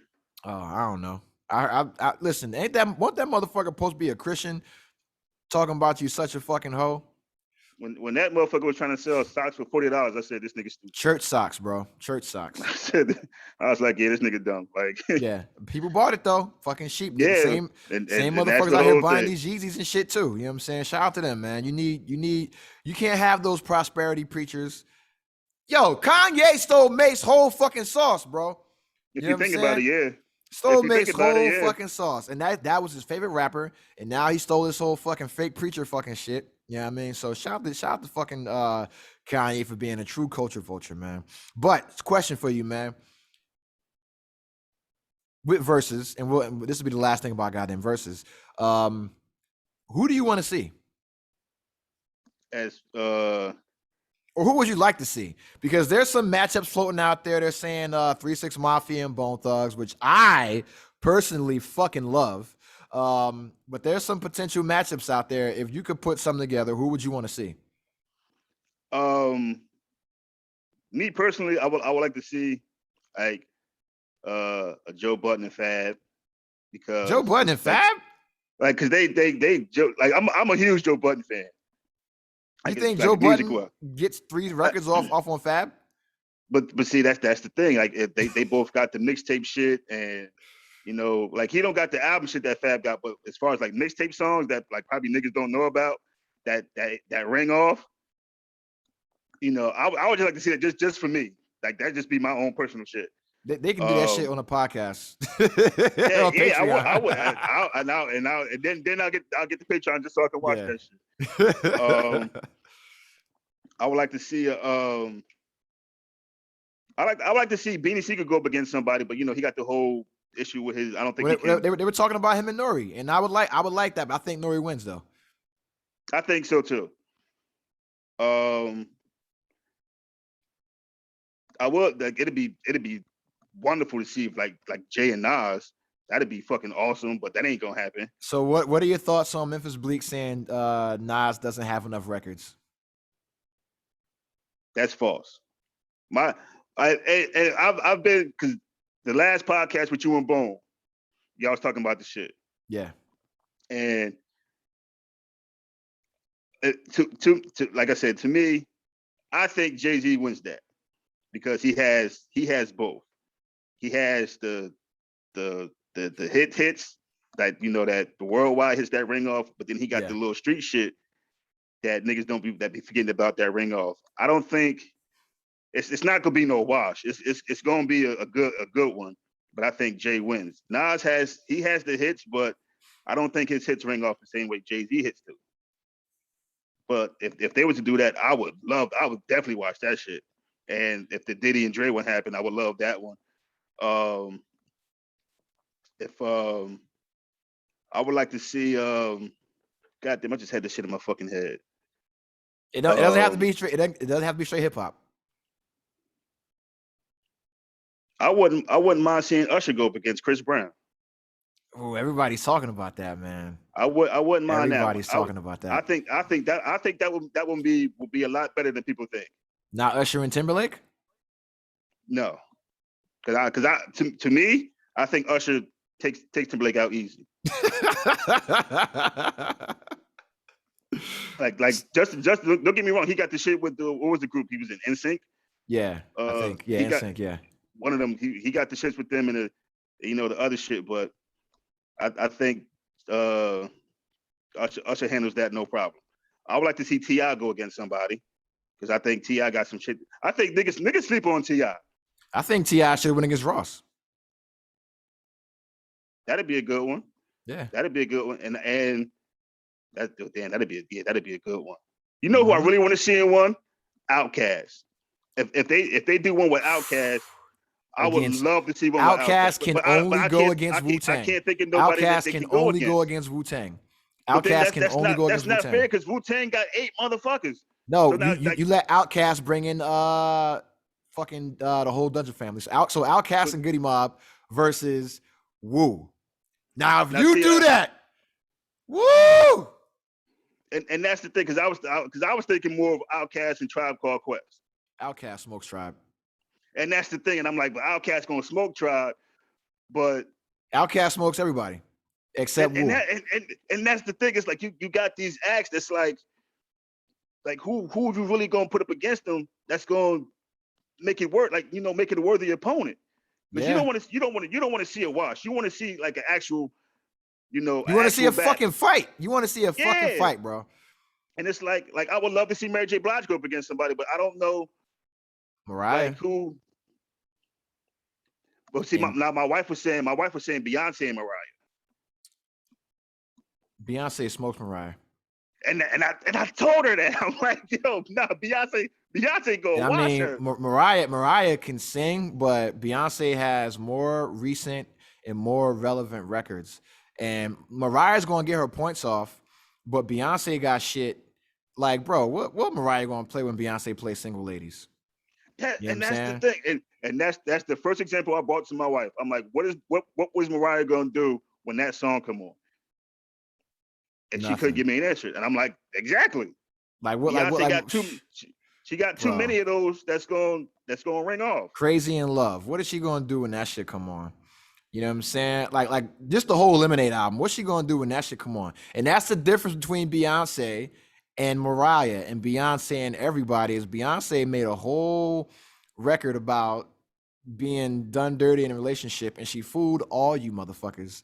You know what I'm saying? Pretty much. And y'all fell for it and y'all bought it, but she made a whole record about that shit and it didn't even tell you it was coming out.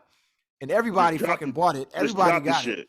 Same thing with the 4 album, bro. Beyonce got fucking records, bro. She got records. But I'm gonna tell you who I want to see, which I still want to see. I'm pretty sure I said it with me and Bone is Lil' Kim and Nicki Minaj. And I think Kim wins. I think Kim beats everybody. Yeah. I think Kim beats everybody, bro. People sleep on Kim. Kim got hits. Like I wouldn't mind seeing massive hits. I wouldn't bro. mind seeing but that's more some street shit. Like I wouldn't mind seeing Foxy Brown in a battle with somebody, but You can I have can't really Foxy think and Kim. You can have Foxy and Kim. But then Kim it's still like wins that. Kim still wins that. Okay, so I got somebody for Beyonce. It's not gonna be close. I got somebody for Beyonce. Ariana Grande.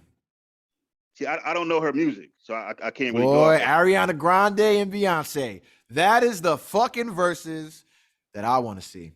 You know what I'm saying? Yeah, because I don't know Ariana Grande's music. She got some hits, bro. That's more her my track wife record. playing. Her track record. Ask your wife about that. Say, yo, Ariana Grande and Beyonce. What do you think about that? She gonna give you the screw face like, I'm gonna ask when she wake up. Because it ain't nobody else, bro. But I would see Outkast. I want to see 3-6 and Bone Thugs because they had actual beef. So I gotta see that. I mean, if I'm move away from like the East and the South, damn, we already saw E40. You know what I mean? You know who I wouldn't mind either? I wouldn't mind the Game and 50 Cent. That'll be a good battle. I wouldn't mind that one either. That'll be a good battle. I still want the Jim Jones solo. I want the Jim Jones solo versus. Hey, if you pick the right opponent for Jim Jones, he gonna get a W. I mean, I think Jim Jones beats Fat Joe. I agree with you on that. I think Jim Jones beats Cameron. All right, you know what I'm saying? I can't disagree with that either. Jim Jones beats Cameron. Jim Jones got some hits. And that's the thing that kind of fucked them up was when it was a brief second where Jim did his set when they did the Dipset Locks joint, where it's like he went to he played the G's up, hoes down like a little bit, and he went to something else, and he went to the just clean my fancy car. But like if he would have kept going into if he would have played some in Miami, Emotionless, Penn and Telling the Donkey, Weatherman, like Jim Jones got some shit. Cause when I did the lineup for the Locks versus Dipset, I had half of the records being Jim Jones records. And that battle, Jim Jones was the wild card. Yeah, and he didn't play his hand right. He didn't. They didn't play Jim Jones right. They didn't let him ring off the way he should have. The way the Locks let Jada ring off, they didn't let Jim Jones go the same way. Yeah, exactly. And that's why. And watching that made me respect the Locks performance more because I'm like, they understand right now that this nigga right now is eating. Just let him go. We just keep feeding him, man. Like it's like Steph Curry about to get 60 for you, bro. That's it. You know what I'm saying? It's like that's what they was, bro. They was like the Golden State Warriors, man. And Sheik was Draymond. You know what I'm saying? Pretty much. Sheik was Draymond and Styles P was Clay. Yeah. But at the end of the day, they let Kiss do his thing and ran with it. So Cat Williams he responded to a question about a Kevin Hart versus, and he said that would be like cheating for him because he would smoke Kevin Hart in the comedy versus. I don't know how the fuck that even works, but if you could do a comedy versus, does Cat Williams beat Kevin Hart in a comedy versus? As far as just stand up? Yeah. Like not counting movies, just stand up comedy? Nope, just stand up. Yes. Is Cat Williams funnier than Kevin Hart? To me, yes.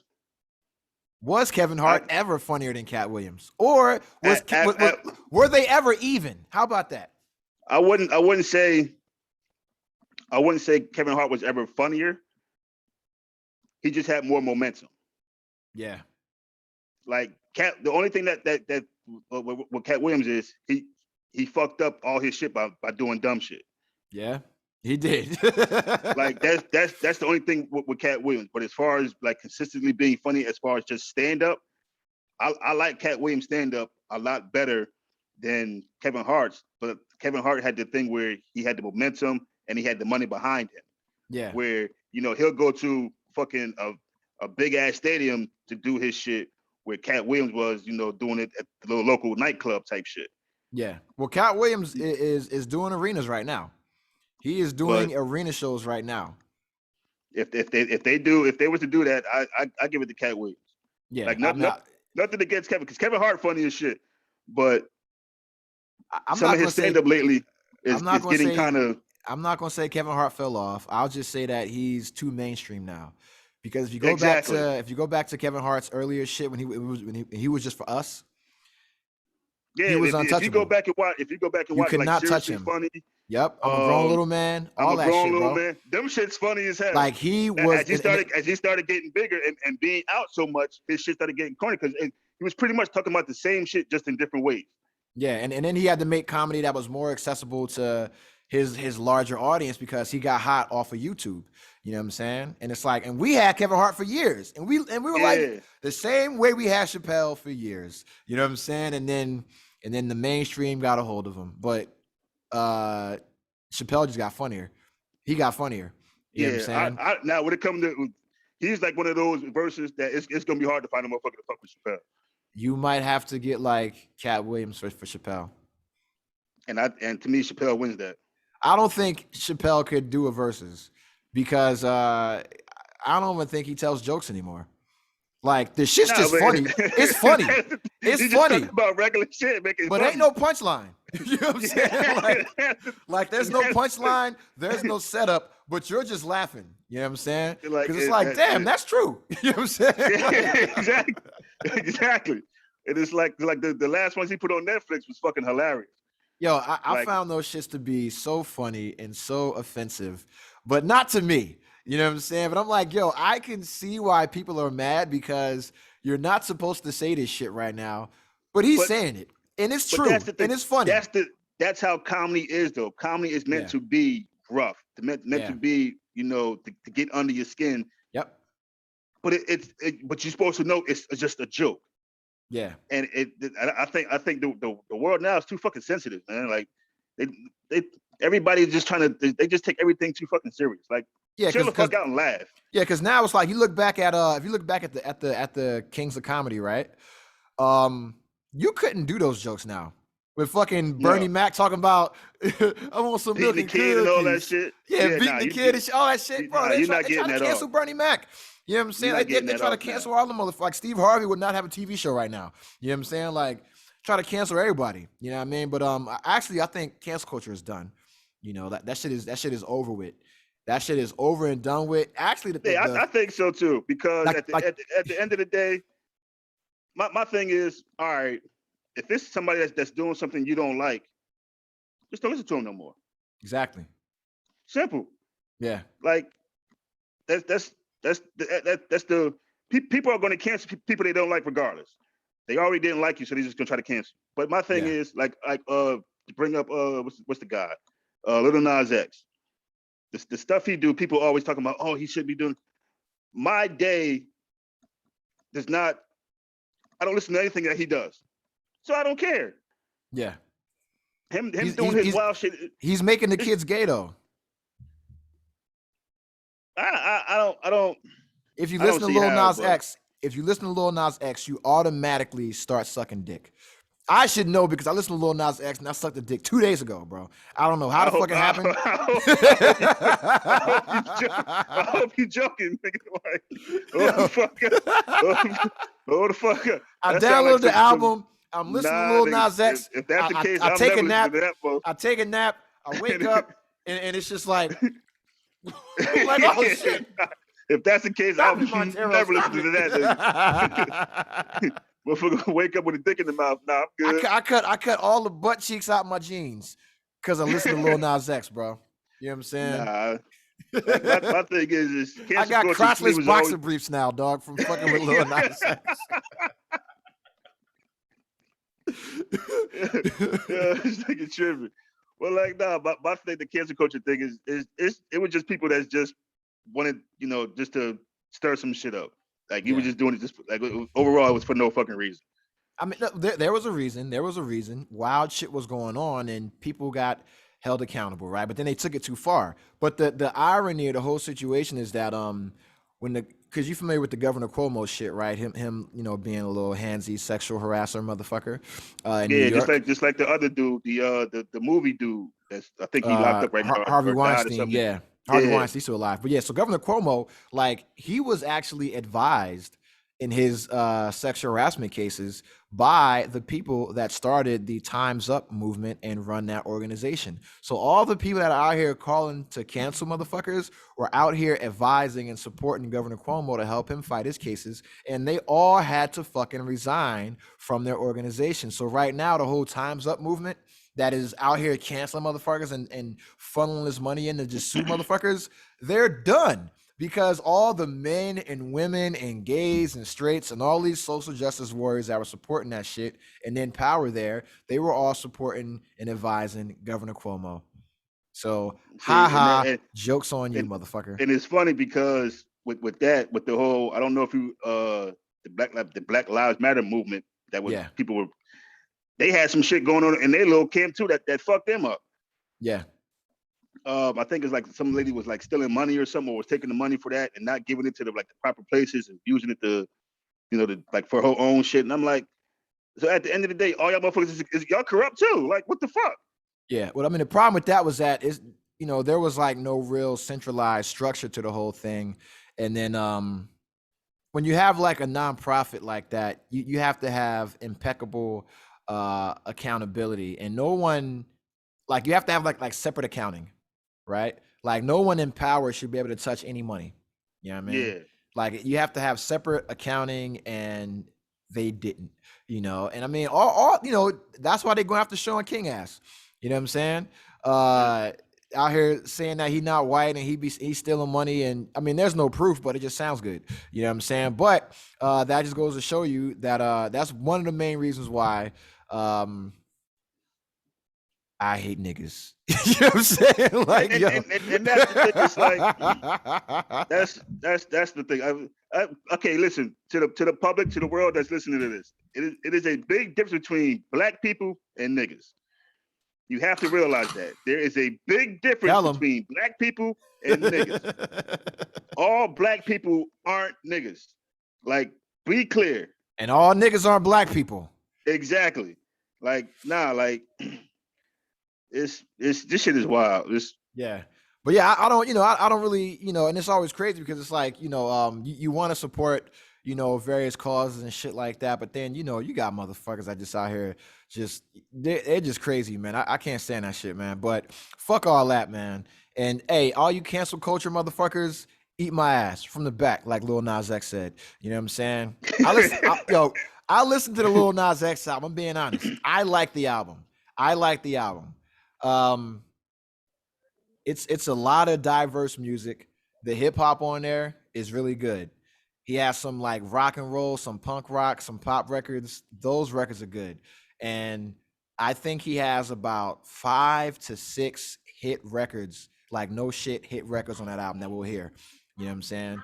And they're fucking dope. They're great records. You know what I'm saying? Like, because I mean, that's like when he came up with the country song, the Old Town Road song. Yeah, I liked that song. I don't care that he's gay. Whatever. It's a good song. It's good music. It's not like I'm going out. Oh, I'm about to go buy his album or listen to his album. No, because he don't make music for me. Yeah, you know what I'm saying. If I was to hear a song that came on the radio or whatever, like, oh, it's a good song, but I'm still not gonna go out and listen to his album because he don't make music for me. Yeah. Right now, I think he sold like 292, damn near 300,000. So pushing Kanye numbers right now, which is great for him. First album, you know what I mean? Yeah. And then so the thing was, he got asked about how come there were no male artists featured on his or no hip hop artists, no men hip hop artists featured on his album, and he was like, well, maybe they didn't want to work with me on this album, right? And then everybody tried to say it's because of homophobia. I hate you niggas, all right? On Lil Nas X's fucking first EP, he had the baby and he had Nas on there. You know what I'm saying? Out of 7 songs, he had, yeah. So it's like, yo, fam, like, and Cardi B was on there, right? So it's like, yo, this album that he had was his new album was the album that he wrote. And I'm listening to the album, there is no song except for the shit that he got Jack Harlow on.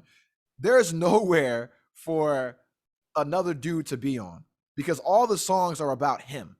You know what I'm saying? And his experience and what he's going through. So you can't, like, he has Doja Cat on the album. That song is fucking fire. It's gonna be a hit. You can't put a dude on that album on that song. You know what I'm saying? Unless they're gay. You know what I mean? Or unless it's Jack Harlow. You know what I'm saying? So because he be with that sus shit, right? And then you look at the song that he got Megan Thee Stallion on. That song is a hit record. You could put another guy on that song, but you'd have to take Megan off because Megan is rapping. Megan is rapping on this record. And Megan didn't curse. That is probably the best Megan Thee Stallion verse I've heard in my life because she did not curse the entire song. She didn't say not one thing about a nigga eating a pussy or making a nigga trick, right? And I'm like, yo, that's the Megan that I want to hear. And Megan brought her fucking A game to this album and didn't curse at all. And that's how I know that that is going to be probably the next big single. You know what I'm saying? Because there's no profanity on the album, on that song. And that shit hits. That shit fucking hits. And I'm like, you got a song with Elton John. Who are you going to put on there? You know what I'm saying? Like, there's no room. There's no room for a heterosexual black male rapper on the song. Like when Nas was on the shit that he was on his EP, Rodeo, that song, you could have put any rapper on that shit.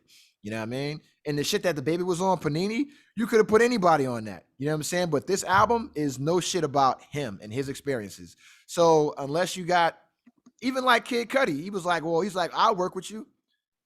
But you didn't. You know what I'm saying? You like, bro, you know he's doing the album. You could have reached out to him. You know what I'm saying? And said, yo, I want to get an album, but you didn't. So, yo, that's all. That's just posturing, bro. Like, you know, and it's the every time like people do like the little interviews I would see with him or whatever, people ask him about his album, he was always saying it's like it was like a real personal album. Like, you know, he was getting a lot of stuff off from him that, you know, he couldn't say before. Blah, blah, blah. That shit, bro. I swear. And I was thinking, I'm like, you know, when it like I'm probably never gonna listen to the album, but when it comes to the features, I'm like, you can't really feature certain people on this, probably on this album, because they're not in that same lane as you are in. Correct. So it's like it's not gonna fit right. Yeah, it's personal songs. That's what she said. Yeah, it's you know, like I said, I don't hate him for what he do. I hope he keep doing what he's doing. Yeah, because I mean, yeah. Lil Nas X did not make me gay. He made me bi. Correction, audience. All right.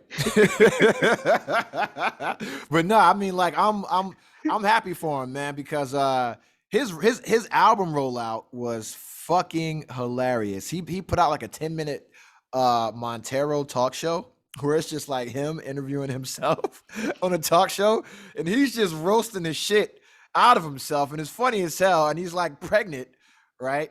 And yeah, I heard about that, but I didn't. He's doing all this wild shit, and everybody's like, "Oh, you know, you're making a mockery of pregnancy and women that can't get pregnant." Bitch, I hate you niggas. All right, Arnold Schwarzenegger did a whole fucking movie where he was a pregnant dude. You know what I'm saying? Pretty much. Called Junior. Y'all wouldn't seen that shit. I'm like, yo, Tyler Perry pretends to be a grandmother every fucking movie, and he can do that. I'm like, Martin Lawrence, fucking Eddie Murphy, all these motherfuckers done put on fat suits and grandma suits and whatever the fuck. Robin Williams, Mrs. Doubtfire, you know, Dustin Hoffman, I want to say was Tootsie. All these fucking actors and shit. Jamie Foxx was Wanda. You know what I'm saying? Like, all these motherfuckers have done worse shit than him. You know what I'm saying? And I'm not saying worse, just wilder shit than him. And y'all like, oh, he's disrespecting black women or infertile women by having a baby, a fake baby. Well, what about people that pretend to be pregnant in the movies? Like, yo, it's fucking entertainment. Shut the fuck up. I can't stand and that's the whole thing. Like, people don't realize it's for his album rollout. Yeah. Like, so he has to bring attention to himself so y'all can go out. The album is his baby.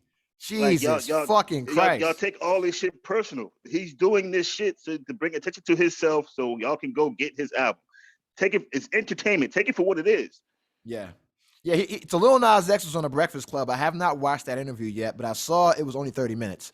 So I don't know how good of an interview it is, but I saw like a little clip I seen a clip of it. Yeah, I saw a little clip of him and Charlamagne going back and forth, and Yeah, when Charlamagne asked him about like what do we think? What does he think about kids that listen to his album and blah blah blah blah? And he was like, "Yo, fuck them kids." And that's why I fuck with Lil Nas X, man. Because that's the same thing that a Jay-Z would say. That's the same thing that an Eminem would say. That's the same thing any artist should say. Because, yo, it ain't your job to raise anyone's kids. All right? It ain't your job to filter out what they say. That's the parent's job. And I'm like, yo, I grew up in the Prince era. And I don't give a fuck what you say. Prince was 1,000% gayer than Lil Nas X.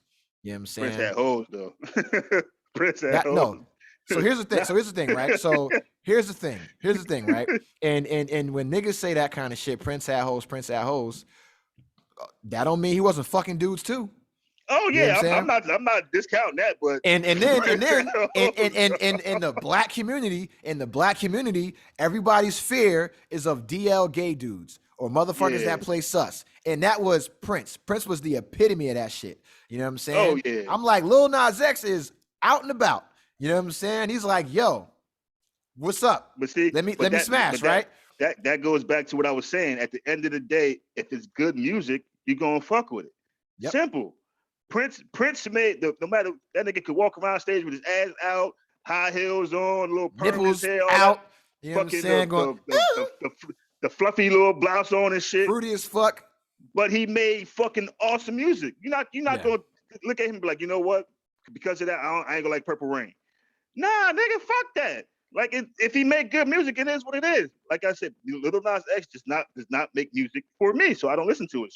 Yeah, and that's the thing. Like when I was growing up, Prince did not make music for me, and I didn't fuck with Prince because that shit was sus. But then when I got older, as I got older, I'm like, yo, this motherfucker's smart. As you got older, like, yo, this nigga got some shit with him. Yeah, I didn't appreciate Prince when I was like 23 years old, and I was like, hold on, these records still hit. You know what I'm saying? Like, yo. But you know. And then I'm like, what kind of cokeheads were my parents listening to Prince and him doing this shit? but it's like I you know. It was music that, you know, when I was coming up, my mom didn't let me listen to, you know, till I got of a certain age because of shit they was talking about, blah blah. Yeah. But she didn't put that on the artist. She as a parent, she was like, look, she did her fucking job, bro. You can't hear that right now because what they talking about. I don't want you to hear. I do that with my son. With us not being able to watch fucking R-rated movies and shit as kids. I do that with my son. My son got an Xbox, but I don't let him go online because I know how motherfuckers online get. You're not ready for that yet. Yeah. So never let him go online. Yeah, but I'm not gonna sit there and call Xbox. Oh, you guys gotta cancel your this and do. Nah, that's not the responsibility. It's mine as a parent to make sure my kid is doing the shit that kids are supposed to do. Okay. When it comes to certain shit, that's me to where I'm supposed to step in and be like, nah, this ain't for you right now. When you get a little bit older, you can go back to it. But as of right now, get the fuck off of it. Yeah. And that's called fucking parenting, you bitch ass motherfuckers. You don't know nothing about that, you deadbeats. Pretty much. And that's the problem. But now that's the problem. You got a lot of parents now that rely on TV, tablets, phones to raise their children. Yep. No, at the end of the day, you still have to have that interaction with your kid to make sure they don't do dumb shit. If you're not doing that, you can't blame somebody else for you not being a fucking parent. Exactly, and they quick to blame shit. You know, like they'll blame the soda companies for having like 50 grams of sugar in the soda. It's like, yo, stop letting your fucking kid drink soda. Stupid. Like you get these parents that be like, oh, you know, my son is overweight because you keep buying this motherfucking McDonald's. Yeah. Stop giving this fat ass McDonald's and give him some fucking actual good food. He wouldn't be fucking fat as shit. You don't make him go outside and play. You know what I'm saying? Like, yo, we was getting kicked out of the fucking house, bro. Like, being in the house was punishment, bro. You know what I'm saying? I swear that was the worst thing you could do to me when I was coming up. If I couldn't go outside, that was hell. Like, why do you hate me, Mom? Let me go outside. You'll be in the house so long. You'll do shit to get on your mom nerves just so she can kick you out. Yeah.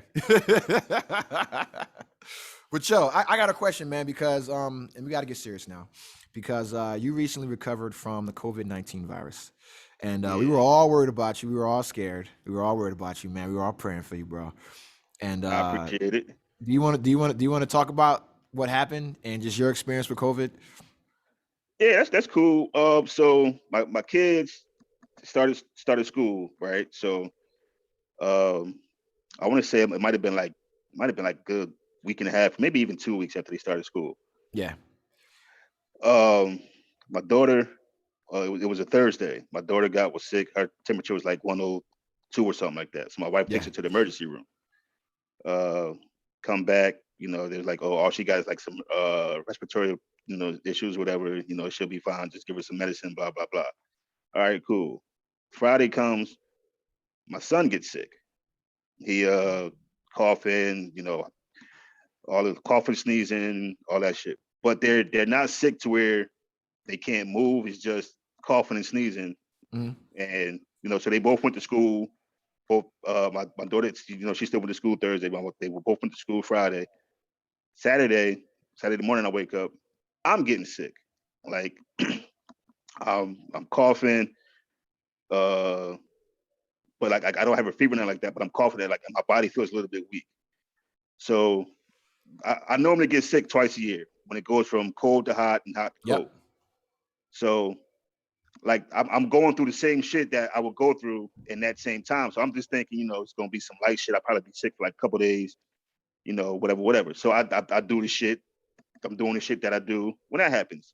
Um, I put on like 2 or 3 clothes to sleep in. Eating soup. This might be too much information, but I think I'm lactose intolerant, so I eat cereal so I can shit a lot, so I can shit it out, whatever.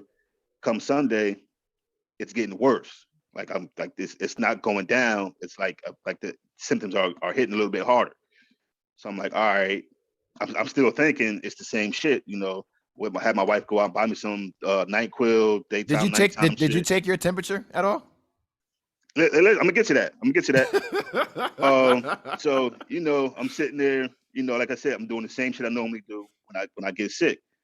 I wake up Monday and I just feel like shit. So I'm like, nah, I ain't even gonna go to work. I called out of work. I'm sitting at home chilling. And it's the point to where I'm like I'm either hot or I'm cold, like back and forth. So my wife was like, all right, let me take a temperature. Still my temperature. Shit was 103. Shout out Yeah, to the wives. God damn. yeah. So she was like, all right.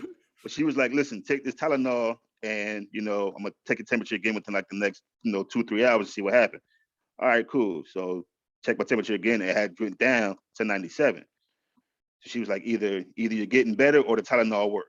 So she waited till later on that night, took my temperature again, shit shot back up to 103. So she's like, all right, I'm gonna take you to the emergency room tomorrow. So wake up Tuesday morning, called out of work again. I'm like, yo, I'm not feeling good. I'm about to go to the emergency room. Wife take the kids to school, come home, take me to the emergency room. They do the whole shit. Guy come back, it's like, yeah, you got COVID. He was like, do you have any kids that started school recently? And I was like, yeah, my kids just started school like 2 or 3 weeks ago. He's like, well, that's more than likely how you got it. I was like, all right. He was like, look, the main thing to do is to keep continuously move around and stay hydrated. He was like, because if you just lay down and not move, it has a chance to get worse. So I was like, all right, no problem. I'm thinking that's no problem. So, I tell my wife, I'm like, yeah, I got COVID, blah, blah, blah. Call my job, tell them I got COVID. I ain't gonna be there for 2 weeks, all that shit. Um, the next day, my wife goes to the emergency room because she's not feeling good. So she goes to the emergency room. She don't have COVID. She had ammonia. Mm. So they gave her, the little medicine, whatever to take. Within like 2 or 3 days, she good. Come Saturday, kids is fine. I'm the only motherfucker in the house that's about to die. like, I'm like, I'm like, yo, what the fuck? So Wednesday, mind you, Sunday was the last day I ate something. Like actually ate something because Yeah. I couldn't eat. So Wednesday, I got up, came downstairs and was like, you know what, I'm hungry, so let me get something to eat. I made some hash browns, sat down on the couch, ate those, watched TV. 5 minutes later, running in the bathroom, throwing the shit up. Like, all right, fuck it. Just started drinking water. Couldn't taste shit. Like, I don't know if you fuck with the Turkey Hills teas. They got the sweet tea, Yeah, the yeah, I know lemon you're talking about. tea. Yeah, All that shit tastes the same. Like yeah. everything tasted. It was plain as shit. Couldn't taste nothing. But for some reason, I like that and Gatorade was the only thing I can drink. Yeah. Like as far as like taste wise, if I tried to drink something else, the taste would be so weird that I couldn't drink it. But Gatorade and those teas was fine. So, like I said, Wednesday tried to eat something, threw up.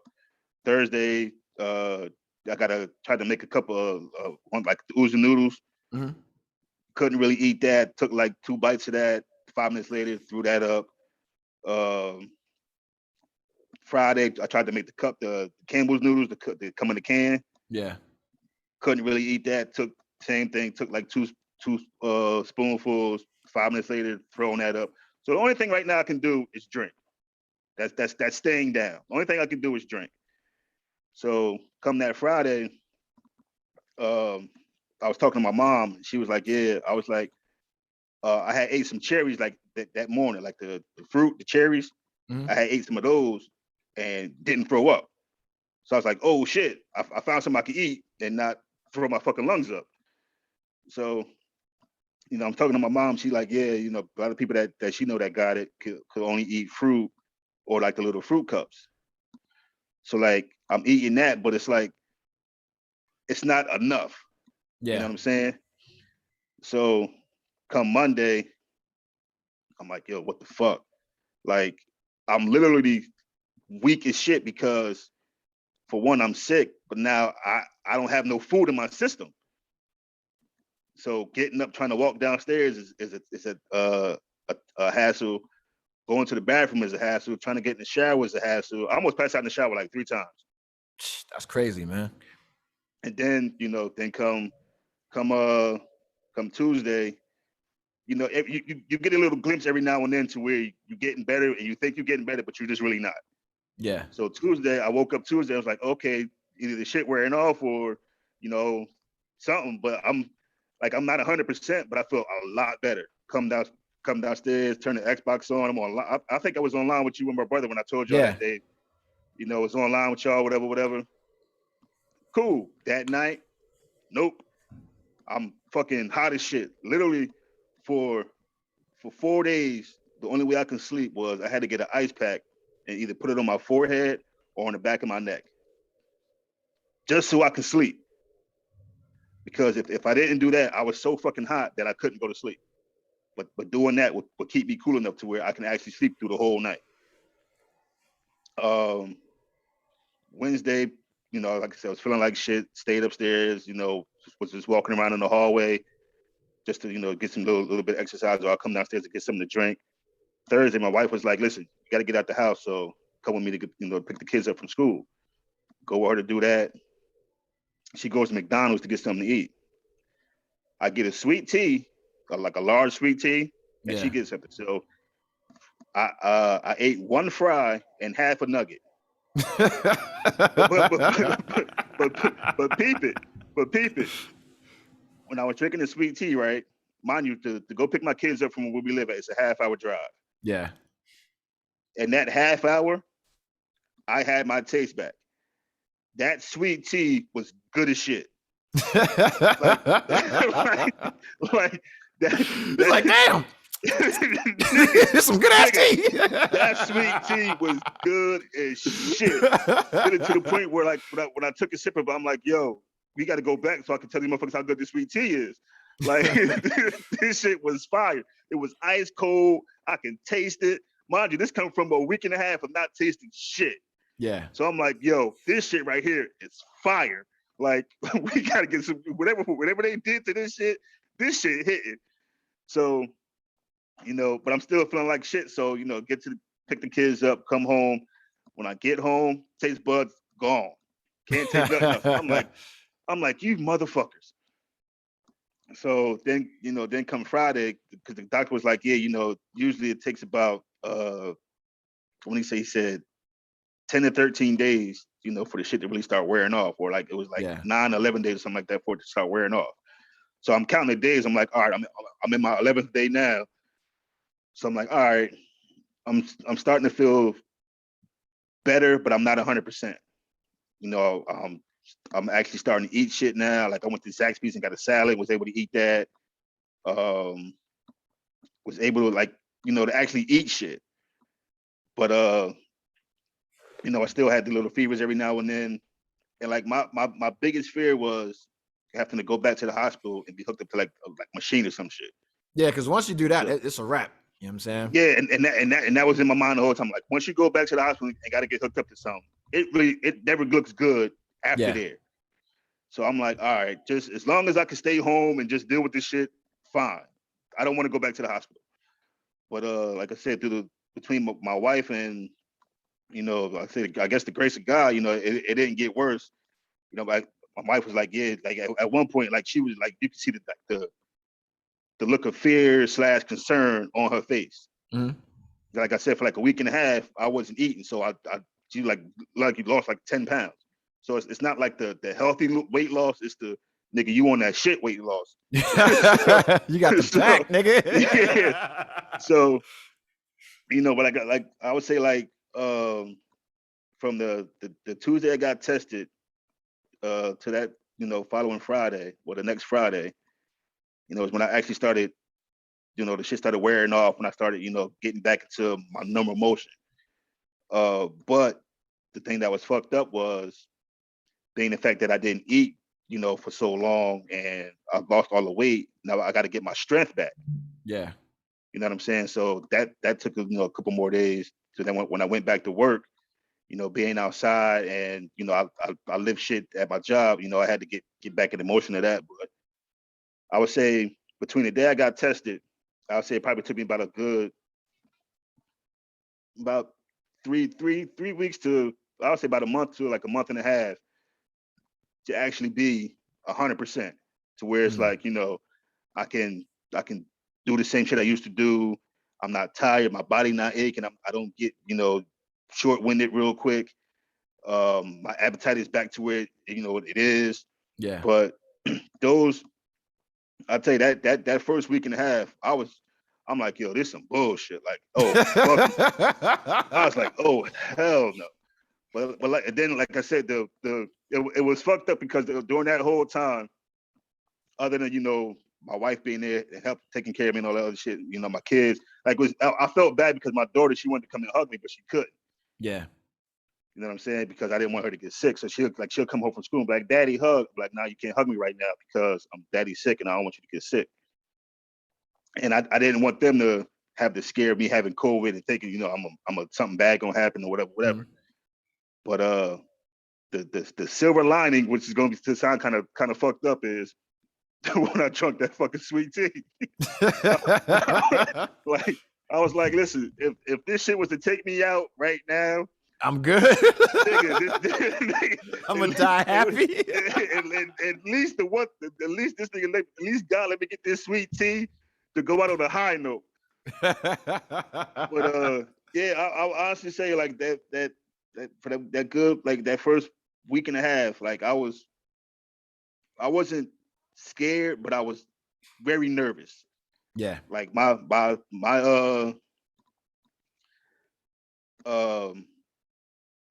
the whole shit started thinking like, damn it, if something was to happen, then what's gonna happen to my wife? What's gonna happen with my kids? Yeah. Like all that shit started playing because I'm like, this like it wasn't seeming to be getting any better.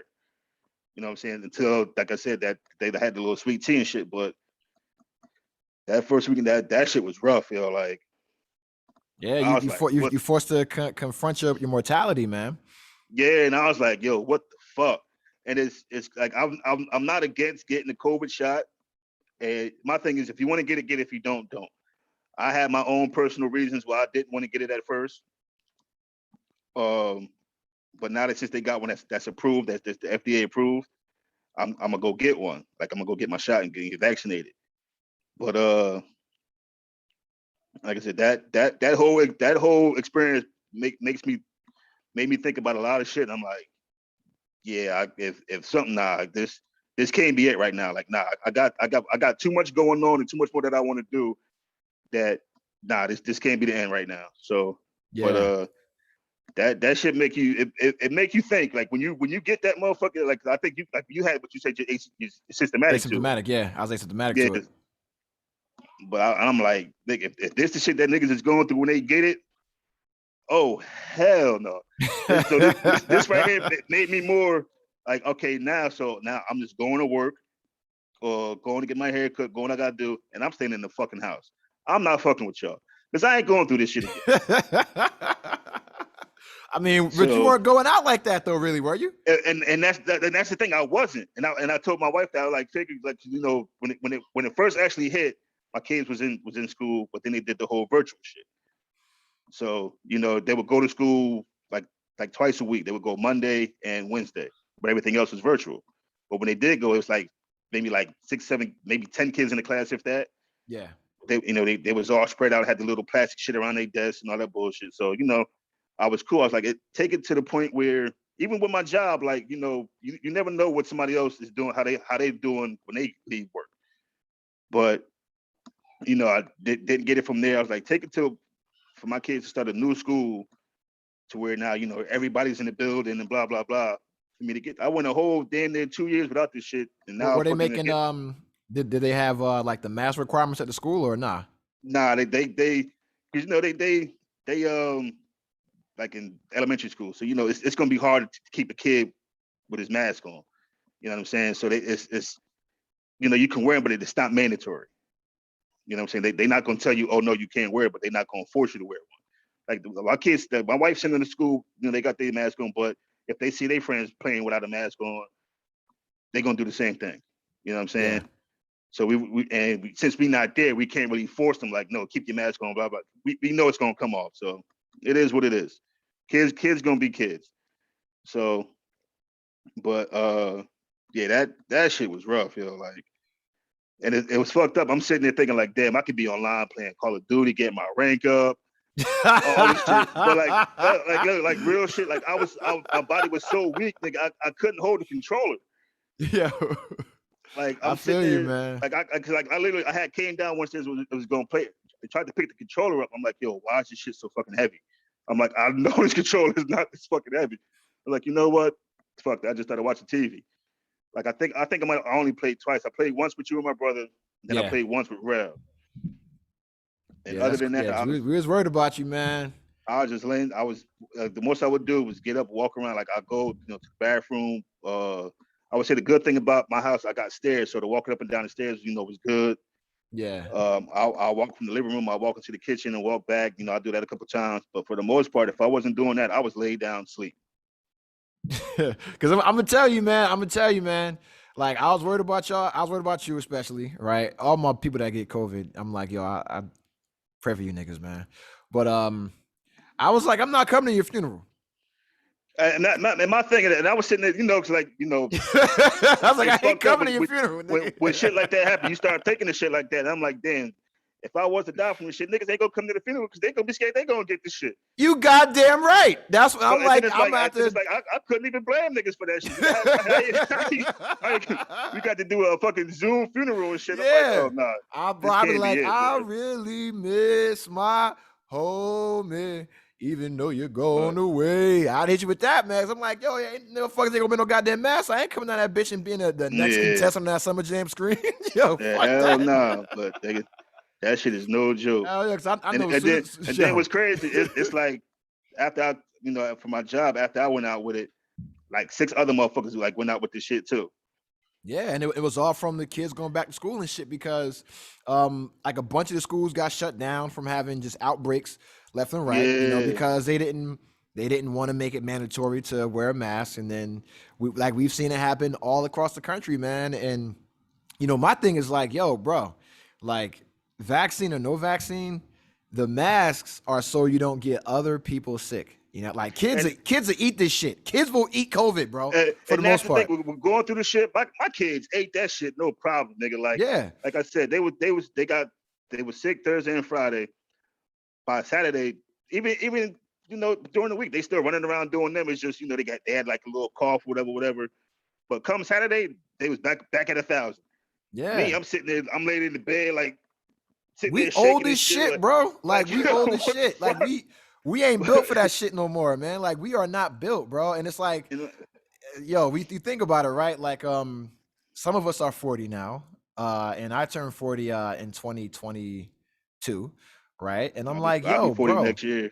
I'm like, yo, bro, like this shit ain't no joke, man. Like right Nah, it now, ain't. It like ain't. right now, just sitting down, I have sore places on my body. You know what I'm saying? I haven't even done anything, and I'm sore in certain areas. You know what I mean? Yeah. And I'm like, yo, when the fuck? I eat healthy. I exercise and work out and I stretch and all this shit. And it's regardless, I still have aches and pains. Like I can move my left ankle. I can like make it go like this and it cracks and pops every fucking time. When I stand up, my body makes noise. It sounds like a fucking robot. It sounds like one of them Pacific Rim motherfuckers like, it sounds like Pacific Rim when I get up, bro. And when I have like chicks over, they hear it. And they're not old. And they're like, what the fuck is that noise? And I'm like, it's me. Like, bitch, I'm breaking down, bitch. I'm breaking down. Like, that's why I'm trying to trap you so you can take care of me, bitch. but like it's crazy because, you know, like I said, I'm not against the vaccine. If you want to get it, get it. If not, not. My thing was, like I said, I wasn't getting it, but everywhere if I was going outside, I got my mask on. Yeah. If you don't have a mask on, and hey, back up, motherfucker, you too close. Yeah. Like, nah, I need 6 feet, motherfucker. Like, and then like, don't be around me and sneeze or cough. Oh, you're getting cursed out. But it's like, I don't understand how people don't understand. Like, just won't. They're not saying wear a mask to, you know, make it uncomfortable. They doing it for your health. Yeah. Like it's that simple. Like they're doing it to try to protect your health. People just got an issue with every fucking thing. Yeah, because the other thing is you see like you got people attacking people over being asked to wear a mask to come into a fucking restaurant and things like that. You see that happen in New York. People getting shot over that. School boards getting like having like riots at school board meetings and shit. But it was a dude out here at a grocery store. He went in the line. He didn't have a mask on, so the cashier was like, "Hey, can you put your mask on, please?" They had a little argument. This motherfucker leaves, comes back and shoots her. Yeah. Over her asking to wear a fucking mask. Like, is it that serious? It is, man. And my new thing now, right? Because I don't wish harm on anybody, but I do believe in the law of karma and the law of dharma, right? So you see, and that's why I always post this shit on social media. All these people that were like talking mad shit about COVID, saying it was fake and this, that, and the third, and then they get it and they're like, "Oh, I need you to pray for me," you know? Yeah. And it's like, no, you're not getting that. Like my thing, I never thought it was fake. My thing was, honestly, I thought it was like you. I thought it might have been asymptomatic. I'm like, there's no way with my job, the other people that work there, where we all go to different areas and, you know, live different lives, that it has not came to this job yet, and we all just haven't got it. Yeah, what it was is that y'all was being responsible, bro. Because it's like, even because like all the people that I fuck with, right, that are like against the vaccine, not like indifferent, against it, they wear masks. Like they have no problem wearing masks. You know, like I can have the vaccine, talk with people, and they'll be like, "No, fuck that vaccine," and I'm like, "What about the mask?" It's like, "Yes, no problem, it's fine." Yeah, and I'm like, and that's yo, and so I'm like, yo. Well, why is that so easy, right? For you to be like so against this and perfectly okay with this, right? And we can just go back and forth about this shit and butt heads. But at the end of the day, you're just like, yeah, I'm fine with this. It's cool, right? And then it's like other people are just like, it's like, I gotta come and shoot shit up. Or it's like, yo, I gotta come and like and fucking like harass you or try to fight you. Or and not even just like, it's not even just like, yo, you can't come to this restaurant. It's like I've been walking in Silver Spring or in DC, right, with a mask on, and I'm vaccinated, and I've had people question me about why I'm wearing a mask, and it's like, yo, mind your fucking business, yo, mind your why do you care? Business, dog. Like yo, maybe I didn't brush my teeth, bitch. All right, maybe that's the reason. Mind your fucking business. But like out here, you know, they got like a lot of stores got the signs on them, like, if you're not vaccinated, wear a mask, blah blah blah blah. And you see people like they really be mad about this shit. I'm like, yo, how hard is it? Like, how hard is it gonna for you? Put a mask on, go get what you got to get, come back out, take the fucking mask off. Yeah. Simple. Because we have like places here where it's like, yo, if you vaccinated, you don't got to wear a mask. You show your card, right? And I'm like, yo, bet Dave and Buster's. And I'm running around Dave and Buster's. You know what I'm saying? No mask.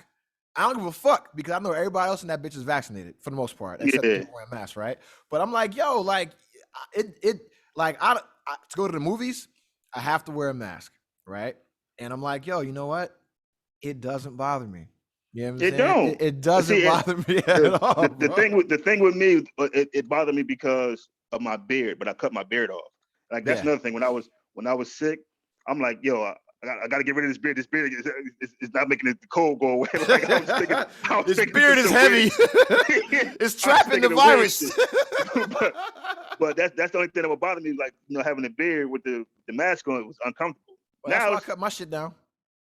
Now it's just like, fuck it. It don't bother me. Like, until I get vaccinated, I have no problem wearing the mask. But then again, I don't fucking go nowhere. Yeah. So I'm don't understand. I'm cool with sitting in the house. Facts. Yo, I got Disney Plus, nigga. I got Disney Plus, bitch. You broke motherfuckers don't know nothing about that. I got Disney Plus, Hulu, Netflix, Amazon HBO Prime, Max, Showtime. HBO Max. I'm using my parents' Optimum subscription to watch TV and Sports Center and shit. Nigga, I got it all. I can stay home. I can be in the house. All I need is as long as the Wi-Fi working, I got food. Bro, I'm cool. The only time I go to the grocery store is to get frozen pizza and fresh fruit. All my other groceries I get delivered. The only time I go to the grocery store is to get frozen pizza and fresh fruit, bro. Everything else is delivered. The only thing I don't like about the delivery shit is when it comes to buying milk, I check the dates on it so I can get the one with the latest date so it can last. I don't drink dairy. I drink almond milk, and that shit lasts forever. That shit lasts for a fucking month and a half. You know what I'm saying? I'll be mad as shit, motherfucker. Well, nah, because these bitch ass motherfuckers from fucking Target kept buying the fucking the strawberries and blackberries and raspberries. That's at the top of the stack. And those are the ones that are about to go bad. Bitch, pull from the back. Pull from the fucking back. Yeah, see, that's why I like to go get my own shit. That's why I go when I go buy like peaches and all that shit. I gotta squeeze them because I don't like the soft joints. Bro, like they don't even sell peaches here, dog. I'm fucking pissed. You know what I'm saying? It's Georgia. You gonna get a peach in Georgia. Yeah, that shit is crazy, man. But yeah, I'm definitely glad that you recovered, man. And I'm gonna be like, listen, I hate getting the flu vaccine. Right? I'm probably still not going to get it. You know what I'm saying? I've never got it. Don't. You know what I'm saying? I've never got the flu vaccine. You know what I mean? Don't until you're 50. That's when you need that shit. But yeah, I'm still not getting that shit. Fuck that. You know what I mean? But if they come out with that COVID booster shot, listen, they already said you don't need it. They already said you don't need it, right? Unless you're old. So it's no reason to get it. I'm gonna sneak that bitch. I'm gonna sneak it. Yeah, I don't give a fuck. You know what I'm saying? But that's the thing. It's like, like I've been paying attention to, when the shit came out, the stuff that's happening to people that's getting it shot, it's not getting it, whatever. So I was like, all right, it's working, but I'm still skeptical about it. But like I said, if like I said, me and my wife, we lay next to each other every fucking day. So how the fuck I get the shit and she ain't get the shit, and she right next to me? So I was like, if I got to get the shot, because now I'm thinking on a broader scale. I'm like, all right, if something was to happen, that's, I'm leaving my wife and my kids in a fucking situation. You don't want to get it twice. You don't want to get it twice. Because motherfuckers been getting it twice. You know what I'm saying? So I'm like, all right. Ask Cam Newton. You know what I'm saying? I'm like, all right, if getting this shot is going to, increase my chances of, not going through this shit again, fuck it, it is what it is. I go get the shot. So, like I said, I'm looking for places that got the one that's approved, and I'm gonna go ahead. Yeah, I mean, all of them are approved, and I mean, really, it's just about, do you want to get like the 1-shot Moderna or the 2-shot Pfizer? or Johnson and Johnson. You know what I'm saying? Now the Johnson one was giving out blood clots for a while, so I'm mean, I'm gonna be honest, bro. I ain't really fucking with all vaccines have side effects. Niggas die from Yeah. the flu vaccine every fucking year. Motherfuckers die from the fucking MMR and all your other bullshit. You're always gonna have that shit. Like Yeah. motherfuckers die from peanuts, bro. You got niggas like me that's allergic to weed. We exist. You know what I'm saying? So it's always gonna be some goofy, weird ass motherfucker that just dies off of some shit that is harmless to everyone else. And But that's see, just I life. don't want to be that weird goofy motherfucker. Though. Hey, That's man. the thing. Hey, listen. At the end of the I don't day, wanna be at that the end of guy. the day, if you're like me and you've ever sucked a stripper's titty, you got nothing to worry about. You know what I'm saying? You'll be okay. I might have done that back in my. Hey, then you're cool. You'll be okay, bro. You'll be okay. If you've ever put your finger in a stripper's vagina and then smelled it, you know what I'm saying? Then you're okay, bro. I've done that. It's whatever, dog. I've done some nasty shit, bro. If we talking nasty shit, I have too. I know for a long time. For nasty talk. A brief while. Me, G Tex, and Nuff, we was hitting strip clubs damn near every weekend. Don't fucking snitch on nobody. No, yeah. Like, but no, it's this all shit they wives know about it, whatever. But I ain't gonna get into it. But they don't know about the ass eating. They don't know about the ass eating. Hey, I've never done that. But some of them strip clubs wasn't the cleanest, but we had some fun times. Yo, can I tell you a story real quick, bro? Like when I first came in the Navy, one of the first places I went to was Halifax, Nova Scotia. And I went there on the USS Montpelier. Shout out to my man Jerron Garner, my man Julian Dove, all my old school cats, my homeboy Coleman, Albert Coleman, all these older motherfuckers, right? I'm like 20 years old. And I ain't been nowhere, right? I'm from Jersey, so I've been like to DC, New York, all that kind of shit. I ain't been out of the country. So I don't know how shit goes. And I ain't never been to no fucking red light district. We grew up with the old Times Square when it was like nasty and strip clubs and theaters out there, but nothing like this, right? So we go to the red light district in Halifax, Nova Scotia, and they have this shit called a fucking Turkish bath. You ever heard of a Turkish bath? No. So But it sound dirty and nasty. Well, that's why they bathe you. That's why they bathe you, right? So it's a Turkish bath, and we go in there, and you get to like pick the girl that you want to essentially bathe you. And you go into like a room, and it's like a hotel room, and you go in, it's like a nice bath, and she just washes you and like jerks you off, right? But I didn't know like you're supposed to stay in there as long as possible, right? I'm thinking I'm about to get a nice bath, get my dick beat, and then we're gonna go out somewhere else. Right? Yeah. And I didn't know this was like the fucking highlight of the night. And so these are all old school motherfuckers, right? And they know the game and I don't. And so I get this chick and she's bad, right? And so I ain't seen no pussy in a while because we've been underway, right? We've been underway doing shit for like a month maybe. And that's when you're just like super horny at like 20 years old. And so she gets me in the bath and she's like bathing me in milk or some weird shit, bro. This is like some wild shit, dog. And I'm 20 years old, 19, 20 years old. And I'm in and out of this shit in like 10 minutes, dog. You know what I'm saying? And I come out and I'm thinking, yo, I did what I was supposed to do. These niggas made fun of me forever about that shit and gave me a nickname. You ever seen Harlem Nights? Yeah. They gave me the nickname Quick. And they were like, yo, that's quick. That's so quick. You used to call me Quick because I got a Turkish bath and I didn't know you're supposed to fucking just like last. You know, this bitch beating my dick with milk. I ain't never had that shit before. You know what I'm saying? Like, yo, I'm sorry. But that's like a normal thing. That's a normal nasty thing when you're in the Navy or on a submarine specific, right? When you're on a submarine and you go to these places, the older niggas, the older guys, they take you to these nasty, nasty, dirty places. And then when I became that older guy, I took the young guys to these places. It was like, yo, this is how you earn your fucking bones. All right. This is how you become initiated into this shit right here, bro. Cause I mean, like, cause you get to the point, I remember, yo, you go to the Philippines and you've seen Rush Hour 3, right? Yeah. When the motherfucker was like, pick the girl you want. Yo, for the massage shit.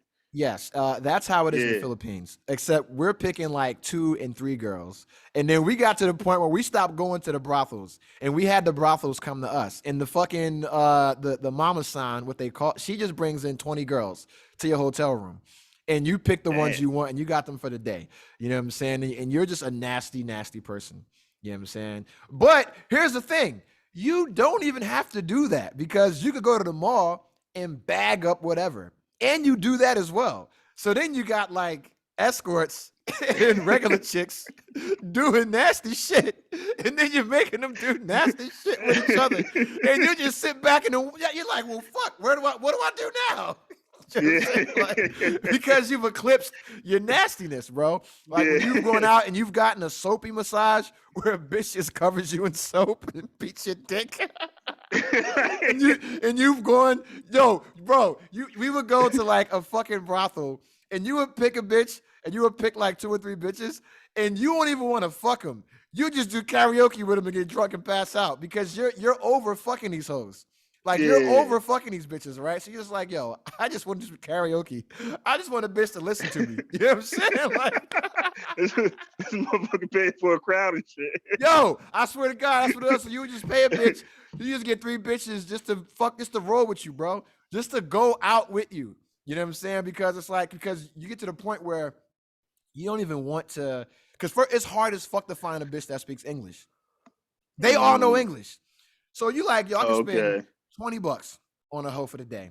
You know what I'm saying? Damn, so just you get 20 for the whole day? Fam. Oh shit! Let me tell you, and that was it. That was in like I'd have been a nasty nigga about this house something. $20 for the whole day, a dub, fam, bro. Nigga. Bro, we was giving you would get a cab driver $20 to just drive you around all day, everywhere. Like we was paying for motherfuckers for the week, buying people, bro. And they were like, they would do your shopping for you. We'd be walking through the mall with a little native person pushing around your shopping cart, going to get groceries for you, getting all your alcohol, and we just walking through the mall, bagging bitches, talking to hoes, walking with a group of escorts, like fucking kings. And this is in every country. You know what I'm saying? This is in every fucking country. Yeah. Civilized, third world country, whatever. You know what I'm saying? And you know, that's before technology. And then technology comes into, and then you get like dating apps, right? So then you go to Japan and you just start swiping everything. Duh. And you got a different bitch coming to your shit every night. You can change that motherfucker from door swipe or no swiping. Brand fam, and you can't even talk Japanese, so you just Google Translate into your phone and put it to a bitch's head. You know what I'm saying? And that's how you bagging these hoes up. You know what I mean? And that shit is crazy, but you know, just nasty nigga shit, bro. I don't know why I got on this, man. I had to get that off my chest, bro. My nickname used to be Quick, man. My nickname used to be motherfucking Quick. But yeah, so we got to talk about Passport Poppy, aka Gordon Nance. All right, because this nigga's going overseas. All right. Yeah, I want to do a guy's trip. This trip on for real. I respect that. I'm with it, man. I want to do a guy's trip to fucking either DR or Costa Rica, and preferably DR. You know what I'm saying? Because it's more of them speak English down there, right? And bro, the tickets are cheap.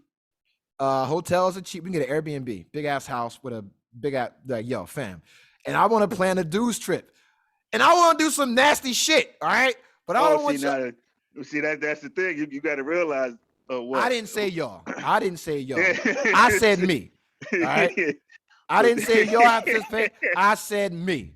All right. Listen, I want to be able to do nasty shit, and I don't want y'all fucking judging me. So when you see me, listen, bro, get your shit off, bro. When you see me, go ahead, get your shit off. with bitches with square readers on their iPhones, and I'm just swiping them, I don't want you niggas judging me. Hey, listen, bro. Get your shit off, man. Cause I'm gonna live vicariously through you. I might fund one of your adventures just because I couldn't do this shit. The other day, bro, I'm sitting there looking up flights to Costa Rica. It was after The message that I showed you about that chick that tried to come for me on a dating app, yo. Yeah, that bitch was she was Yo, crazy. so for no reason, right? So I'm like, yo, I'm done. I'm done with black women. I'm done with you motherfuckers, right? I'm obviously lying, but I'm like, I'm done with y'all. And so I'm like, I'm going to DR, bro. I'm getting me a 90-day fiance. I'm getting a 90-day fiance. I start looking up flights, looking up hotels, and I'm like, yo, I could do this shit right now. You know what I'm saying? Like, you don't even gotta save. Like, yo, I could go down there with 500, yo. Be good. Fam, you only need like the average person down there makes like 500 a month. You know what I'm saying? Oh, So like shit. so you're like total expenses. Like so if you live down there like in a nice place, your total expenses for the month, groceries, all that kind of shit, entertainment, everything would be like $800 to $1,000 a month. That's if you're going out a lot. You know what I'm saying? And so I'm like, yo, I'm not going outside. Pretty much. I'm not going outside. I'm getting a spot right by the beach and I'm chilling, bro. You know what I'm saying? And I'm just going to chill and I'm just going to bag chicks up and convince one of them to fucking, take care of me into my old age. I'll get you a green card. That's it. You know what I'm saying? And I'll be a loving husband. You know what I'm saying? I'll even give you a child. Yeah, I'll give you an anchor baby. You know what I'm saying? But yo, Hey, listen, man. but I'm like, I want to be able to go down to one of these countries and I want to be able to do my dirtbag shit. Because you can't do that in America. That's just nasty. That's just disgusting. But it's frowned upon in America.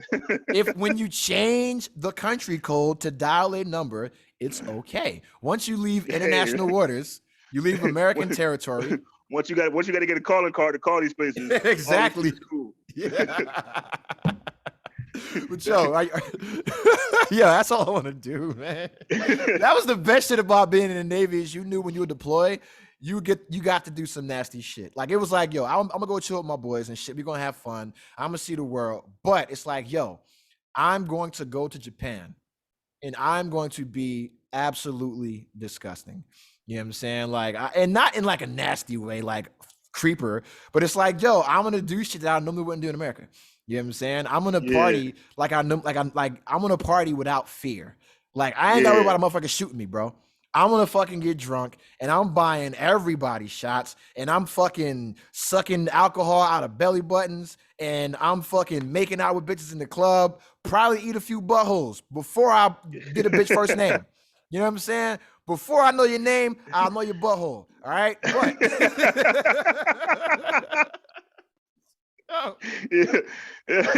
that's something that's actually happening. Wow. That's something that's actually happening. Wild shit. I'm not lying. I am not lying. That's bro. Wild shit. Listen. I gotta tell my truth, man. I told you, Lil Nas X, he empowered me. You know what I'm saying? That's a wild shit. I'm just saying, I've been to a foreign country and met up with a chick, and we've had a great, just met her in a club. We had a great time, and I would never meet with a woman in a club, like in America, and meet a girl in a club and take her home. You're nasty. You know what I'm saying? Yeah. But overseas, oh, bitch. We coming straight from the dance floor, and I'm face down. Yeah, I'm snorkeling in that vagina, bro. Like I want to taste all the salt and all the herbs and spices, bitch. Put all that glitter on my dead face. That's what I'm saying. Like I don't give a I turn in, that's why I am like, yo, a vaccine, I'll take it. Yo, I've eaten butt and turkey. You know what I'm saying? Like, and them bitches don't shave out there. Yeah, this nigga wild, bro. I'm just saying, man. That's why I'm pro-vaccine. Because it's niggas like me that's gonna get it, and we're gonna make that shit mutate from all the other germs inside of us. Listen. That's like, wild shit. Yo, how you got ass germs from Russia in your mouth, dog? That's what I'm saying. Real shit. You go overseas and you got Russian bitches, and you're like, yo, I ain't never had that before, yo. Yeah. I have to get it by any means necessary. Why I think it's certain shit I'm glad I didn't get to experience for that reason. Because if you like you said, if you could buy chicks for $20 for the whole night or the whole day, bam, Nigga, I'd have Fam. been out there on my I'm gonna on tell my you right straight now. creeper We were shit. out there because we were out there, bro. We were out there like showing these women the time of their lives, taking them to like nice restaurants, like bringing them to the nicest hotels, like the tricking that you can't do in America. Like You we're could do doing over it there. over, yeah, but it's like, yo, they actually like you. You know what I'm saying? Yeah. And it's like, okay, like we just gonna have fun. Like we just gonna have fun. That's it. You know, and they know what it is. Like, bro, I ain't gonna lie. I stayed in contact with a couple of them for a couple of years and had them fly back to the States. You know what I'm saying? Like, God damn. nigga. I mean, listen, I'm gonna tell you right now, I'm not gonna say shit. You know what I'm saying? Yeah. I'll put it like this. I'm gonna say this, motherfucker. If we had a time machine, you know what I'm saying? I'm not saving Dr. Martin Luther King. All right. I'm not going back to kill Hitler. I'm going back to get these hoes, nigga. You're going back to that nasty face. I'm going back to get these hoes. You know what I'm saying? And I'm saying, get in the car. Come with me. I'm like Doc in Back to the Future. I'm like, come with me, bitch. I'm going back to 2008, nigga. That's some shit, 2016, 2014, 2003. I ain't going no, I'm not stopping 9/11. No, that's not happening. But but I'm about to go get these hoes, though. I will go back to the Philippines and say, hey, I'm from the future. I know that nigga John Connor. Terminators are coming, but you got to come with me. You know what I'm saying? Like, yo, that's what I'm doing. Fuck that, man. God damn. Yo, I'm sorry, but that's just it. That's also why I'm single now. You know what I'm saying? Because like I've done so much. I've done so much wild shit. Like I just want a regular girl, a regular woman. And they all want to do too much, bro. And that's the thing. I don't think females understand that guys get to a point in life where they just want regular shit. You just want peace and happiness, God. You just want like that's it. And that's like one I thing. want a boring girlfriend. and that's where you can see the difference between with me and my wife. Like before I met her, you know, I was clubbing, you know, meeting chicks, all that other. Like she really never went that because she went from high school right to college and all that shit. Then she met me. Responsible and shit. Then she met me and then, you know, stayed, you know, we was together. Like she would go out every now and then. She turned a hoe into a housewife, into a house husband. Pretty much. But you know, she used to be wanting, like, you know, with her friends from her job, she'd be wanting to go out with. And all that. I don't be wanting to do that shit. I'm cool with sitting in the house, chilling with the kids, you know, watching football, playing Xbox with y'all niggas, whatever. I'm like, you can cool go with that shit. I be telling her, she'd be like, "Oh, I'm gonna go out with my friend." All right, go ahead, have at it. Like, just be careful, you know, and you know, make sure you know you're like y'all all ain't doing nothing to, you know, cause no fucking bad attention to y'all because you know niggas out here be on some other shit. And don't tell anybody to wear a mask. But yeah, like I don't think chicks understand. Dudes get to the point in their life where they like, look, I'm just trying to do some chill, regular shit. Like I ain't trying to be all out there. I ain't trying. Listen, I just want to come home and chill. Yeah, and that's key to me. Like as of right now, my house being a sanctuary of peace. Thank you. Like, that's sanctuary. all. You took the words right out of my mouth, dog. That's all I need. Like that's why I can't wait to be moved because you know the house gonna be bigger. I can get other shit. Yeah, and it's you know, nigga, like it's just gonna be peaceful.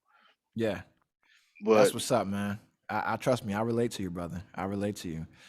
I do have a question, man, because there's a you know a little bullshit floating out there on social media, where a woman said that women need to stop letting men tell them what's wifey material when they weren't raised by wives themselves. Have you seen this bullshit out there floating around?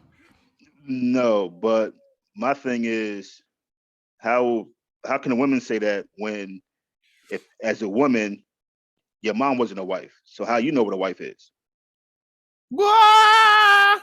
but like my thing when it comes to relationship with like women, they kind of like get on my nerves with this.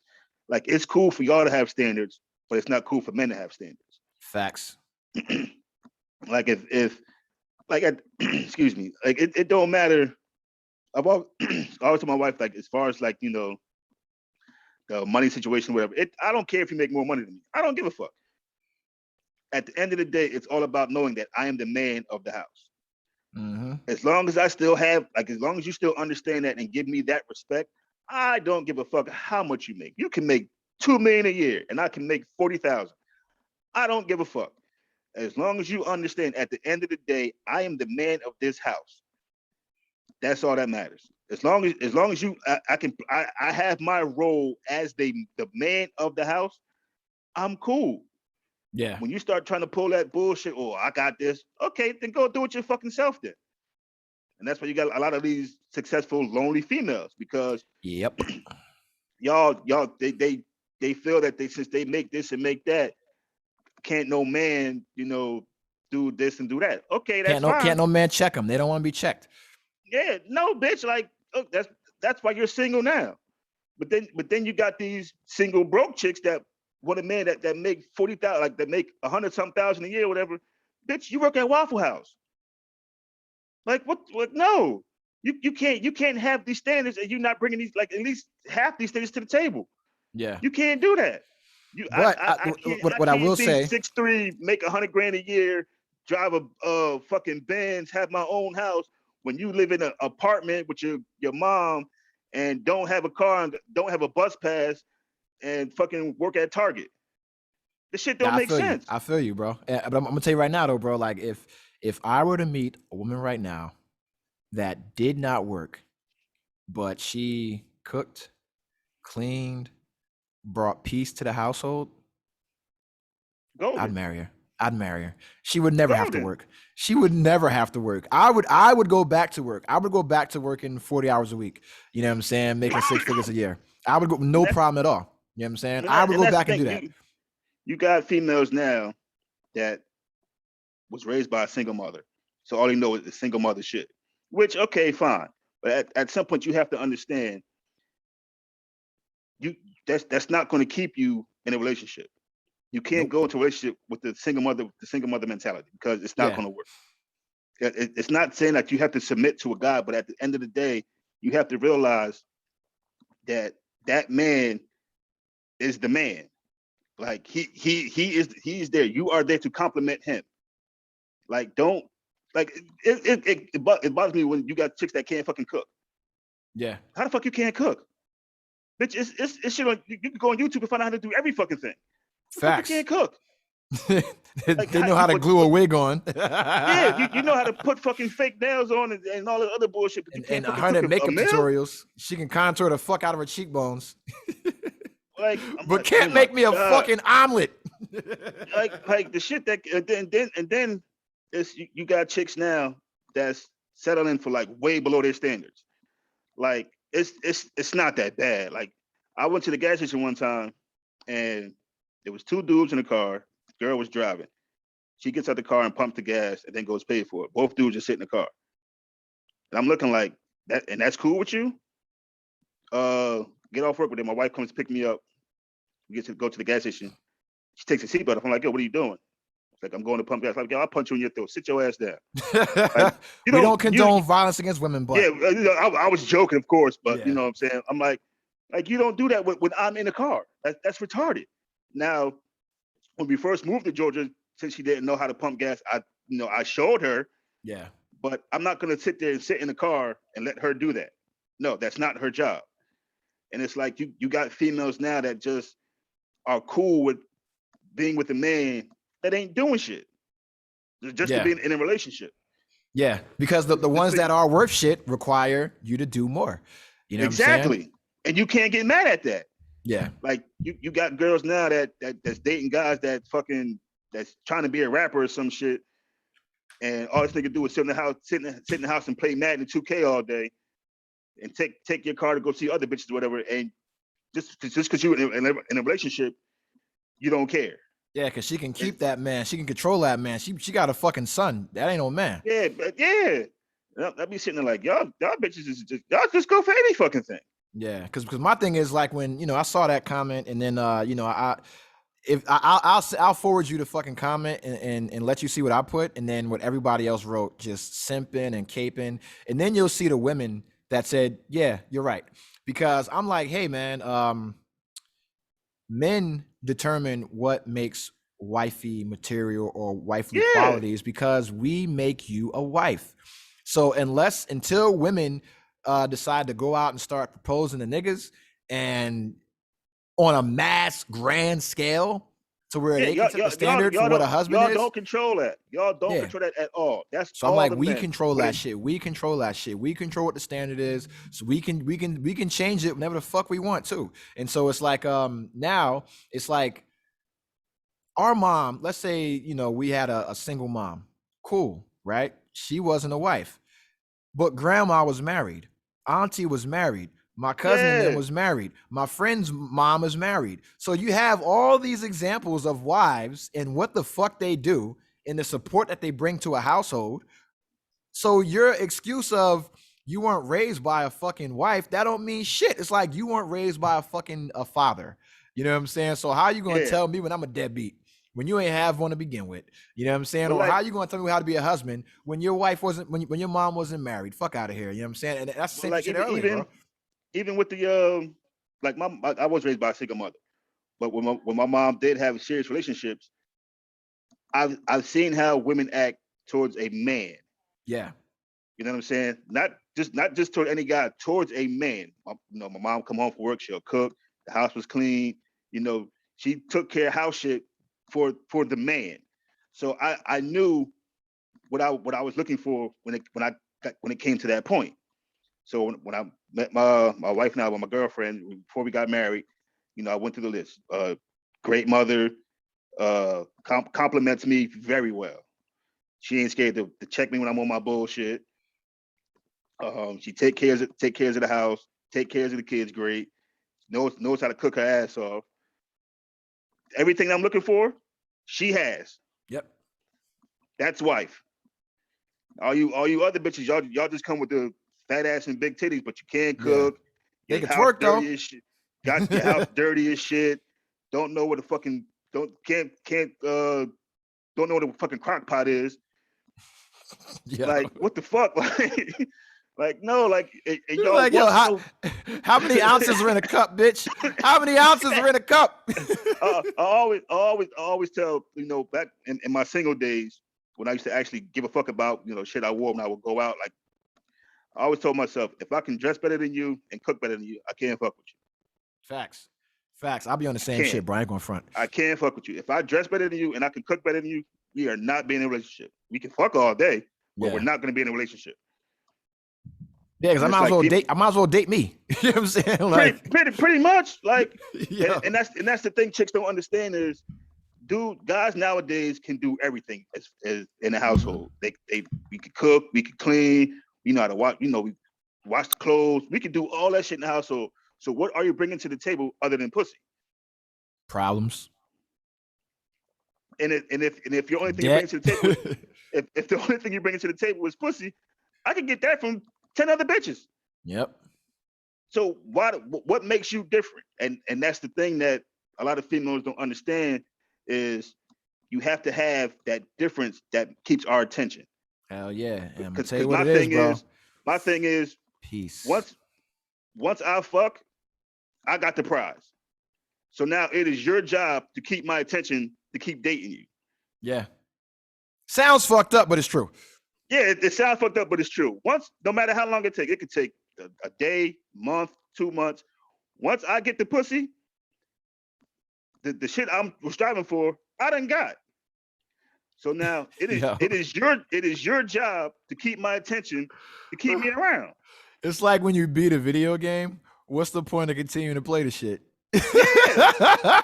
Where's the replay value in your pussy, bitch? and I don't think it, like I said, it's fucked up as it may sound, it's the truth. Like it's you probably been in a situation, you've met plenty of females to where they was cool as shit, all this other shit, but once you smashed, it's like, all right, you have nothing else to offer. Because a lot of times they think that like, oh, I got him, like the pussy is gonna keep him. No, it won't. You know what I'm saying? No. And then and don't then not to be sound fucked up, but don't have whack pussy. Like That's a real thing. That's a real thing. Yeah, That's a real thing. Yes, that is a real thing. And you know what's funny? Chicks always talk about some. Oh, your dick was little, blah blah blah. Niggas need to start saying, "Bitch, your pussy was whack," Yeah. because that is a real thing. It is chicks that bitch, get some better pussy. If you get some better pussy, maybe I'd have been around a little bit longer. Yo, because I ain't gonna lie, bro. I'm gonna tell you another thing that's a turn off for me with women is when I talk to them and I ask them about their dating history, if they have like extremely long gaps in their dating history, or they only like, or if they say like sex isn't like important to me, or it's not like I can be in a relationship and not have sex with somebody, I'm like, yo, you fam. lying. I'm like, yo, Like if you got a gap of, because first off, when a woman, tells me like, first off, I'm like, all right, if a woman's like, she's never, because I'm an old man now, so I'm dating a woman that's 35 years old, right? And she's like, she's never been engaged and she doesn't have kids. I'm like, yo, what's wrong with your pussy?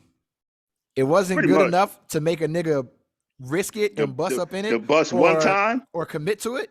You know what I'm saying? Like, the fuck? And then because I'm like, a woman with a kid, she probably got some good pussy. You know what I'm saying? Like, if she has one kid, right, and she's like my age, she got some good pussy. You know what I'm saying? She got some marinated, some good pussy, bro.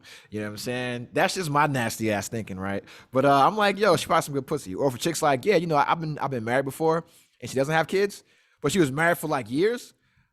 I'm like, oh, the pussy probably fire, bro. You know what I'm saying? And she was probably wasn't ready to have kids at that point. Yeah, she was probably on birth control and shit. Eggs just marinating. But like it's shit like that that guys think about. Like if I meet a chick, well, I ain't gonna meet him, but if I was to meet a chick, now I'm 39. If I meet a chick that ain't never been married and ain't got no kids, that's a red flag. I'm like, yeah, what the fuck wrong with you? I'm like, all right, either she a stalker, she got some crazy relatives, or her pussy trash. Or because it's like, I'm too focused on my career. Like, I'm focused on my career. Then it's like, well, if you're focused on your career, you're not going to be focused on me.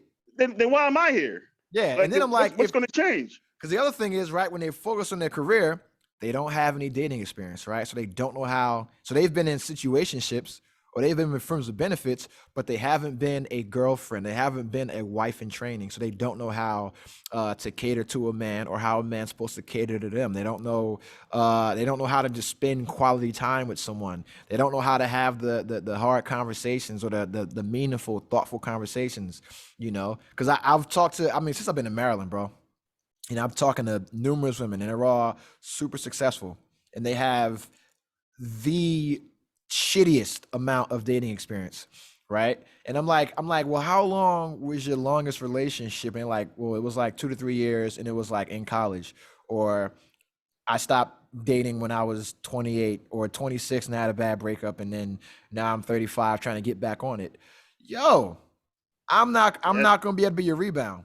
You don't know none of the new moves. You don't know shit. You don't know nothing going on. You don't know nothing. You can't even suck dick anymore. If you ever did. You know what I'm saying? I'm glad you said that, because to me, that's a red flag for me. If talking to a chick and sex talk come up and you say you don't suck dick, you got we can stop talking right now.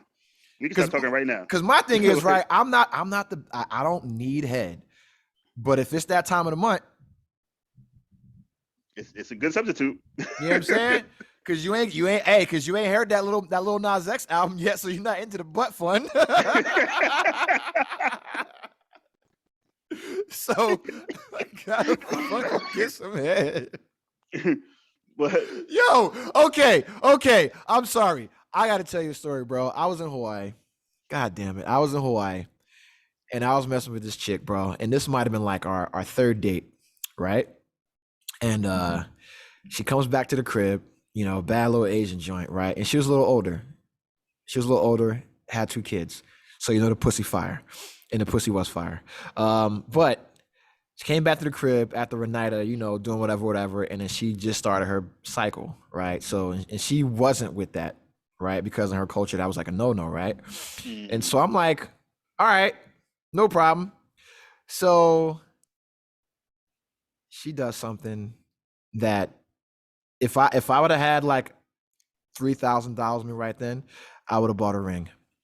You know what I'm saying? God Because damn. we at the crib, you know, she undresses me, you know what I'm saying, puts me in the bath, in the shower, right? Showers me, all that kind of shit. I'm like, yo, what the fuck? She showers, obviously, right? Because we was dancing and shit. I go to the bed, right? She gives me a little toppy. And I'm like, that's awfully nice of you, right? Yeah. I'm thinking we're just gonna watch a movie for the rest of the night, right? I get a little toppy. I ain't even bust, right? And I'm just like, because I ain't the biggest fan of it. I'm like, if you give me some head, I gotta smash something, right? And she knows this. She knows this. Bro, Okay. she gave me the butt. You know what I'm saying? She gave me the butt. I swear to God. She gave me the ass before she gave me the pussy. You know what I'm saying? And let me tell you, she knew what she was doing. You know what I'm saying? She knew what she was doing. And I wanted to cry. You know what I'm saying? I wanted to cry. I wanted to Sensitive ass cry. nigga. I didn't know what to expect because she was like, yo, she wasn't with the whole period shit, right? Which only thing, yo, man, that's just more lube, dog. I like marinara Yeah. sauce. Yeah, Get the nah, fuck out of I've, here. I've done that. I've done that maybe twice. It's cool, No. but it's not cool.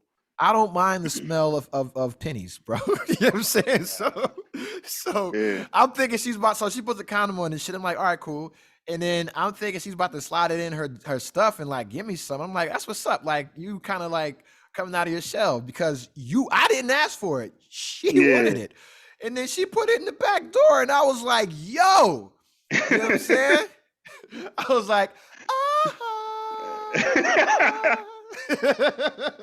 I was like, I'm fortunate to have you, girl.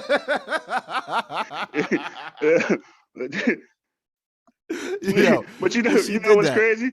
I think every dude has that story to where a girl done something that they wasn't expecting, and it was just like, bitch, you just don't know how good you make me feel right now. Yo, Prime example. My thing is like I love head. Like I love giving and receiving. But the first time I actually, busting the chick mouth, that shit to me was like, bitch, like yo, that means something. You love me. You love me. You love me. But the thing about it, it was something I wasn't expecting. Yeah. We at her house, got her on the bed, bent over, giving her the back shots, and I pull out to bust on her back or her butt. She just turned around and grabbed it, and I was like, holy shit! Is this legal? like, is this really happening? Like, oh shit! But then she turned out to be It's super all fucking tingly. She turned out to be super fucking annoying, but yeah, that shit happens sometimes though. She gets an A for that. I'm not gonna say her name, but you get an A for that. If you know who you are. You know who I'm talking about. Listen, I will never forget you for that. Yo, but yeah, man, that shit is crazy, man. That's like, I ain't going front, man. It's and that like me as an upper 30-year-old, right? It's actually hard to find single women that are good at sex. What I will say is this, and this is why I know I say it on the pod, and motherfuckers think I be joking around and shit. This is why the big women, the plus size women, will always get love from your boy. They will always get love from me because they know what the fuck they be doing. You know what I'm saying? And they don't be fucking scared. So I'm gonna tell you right now, since I've been in Maryland, I've knocked down a couple nice ones that have been a little bit on the plus size. BBWs? Not BBWs. You know what I'm saying? Actually, yeah, one of them was. No, she was. No, I didn't care. Listen, bro, let me tell you, we smoked weed. We went to the crib, smoked some weed, watched some TV, and then I took an Uber there, and I was like, I'm kind of tired, and she was like, well, you can sleep in the room. I'm like, all right, bet. So I'm cuddling this big bitch, and I'm like, yo, It's all right. You know what I'm saying? Yeah, ain't I'm nothing warm. wrong with a big girl. I'm warm, nigga. You know what I'm saying? And then she kind of just like did one of those. And I was like, girl, you nasty. You know what I'm saying? And she did it again. Kid said, Listen, like Kid said, if you pay like you waited, you can stay, you baby. can stay, baby. Yeah, I beat the break. I smashed that shit 3 times. Fell asleep, woke up, saw how long an Uber took, smashed again, and then got the Uber, got the fuck out of there. You know what I'm saying? Hey. But yeah, and then like the a lot of them. I mean, hey, if any chicks that I'm talking to this podcast, that's your own fault. But yeah, man, like the older women, like it's a myth, bro. Like, oh, they got all this experience and they got all these skills. No, that's a fucking lie. That's a fucking lie. Yeah, that's not till they 40. You know what I'm saying? But when they between 30 and 38, 39, and they've been single for a long time, they don't know what the fuck they doing. They don't know how to talk to a man. They don't even know how to like be affectionate. You know what I mean? Like, or like a nigga hold their hand or something like that. They don't know how to take that. Like, you get a chick that's 28 years old, they meet you, like whatever. First thing they do is give you a hug. You know what I'm saying? Yeah. Give you a hug, get a nice hug, put the breasts all up on you, you know, smelling on you and shit like that. They want to touch on you. Oh, yeah, I like your sweater. Oh, you work out. Yeah. Bitches be 32. They don't even know. You got to ask to hold their hand. You know what I'm saying? Yeah. Like you can't, you try to kiss them. Nigga, they gonna me to you. They don't like that public that PDA. Well, they haven't had it in so long, and they're like all feminists now. You know what I'm saying? So it's like you need my consent. Well, I mean, I'll ask you, but it takes all the fucking magic out of it. You know what I'm saying? And that's the thing. I can ask you, but that moment is gone once I ask you. And then it's like, do I gotta ask every time? You know what I'm saying? Like, because that's just gonna be weird, right? And then it's like after we cross that threshold, if you don't initiate that, right? So if you don't reach in to hold me or to hold my hand or to be close to me or to kiss me or whatever, I'm going to think you don't fucking like me. You know what I'm saying? Pretty much. And I'm immediately going to lose interest because this shit is not a one way. Like if I'm with you and it's like, yo, we going, and I'm the motherfucker that always goes to initiate contact, fam, I got Xbox. I'm good. You know what I'm saying? Like, pretty much. I got Xbox and I got a fucking nice container of liquid platinum by the bed, yo. I'll be all right, man. And, you know what? I'm so lazy, I jerk off in condoms now. I'm not getting the towel. You know what I'm saying? Jerk off in condoms, put my dick back in the drawers, go to sleep.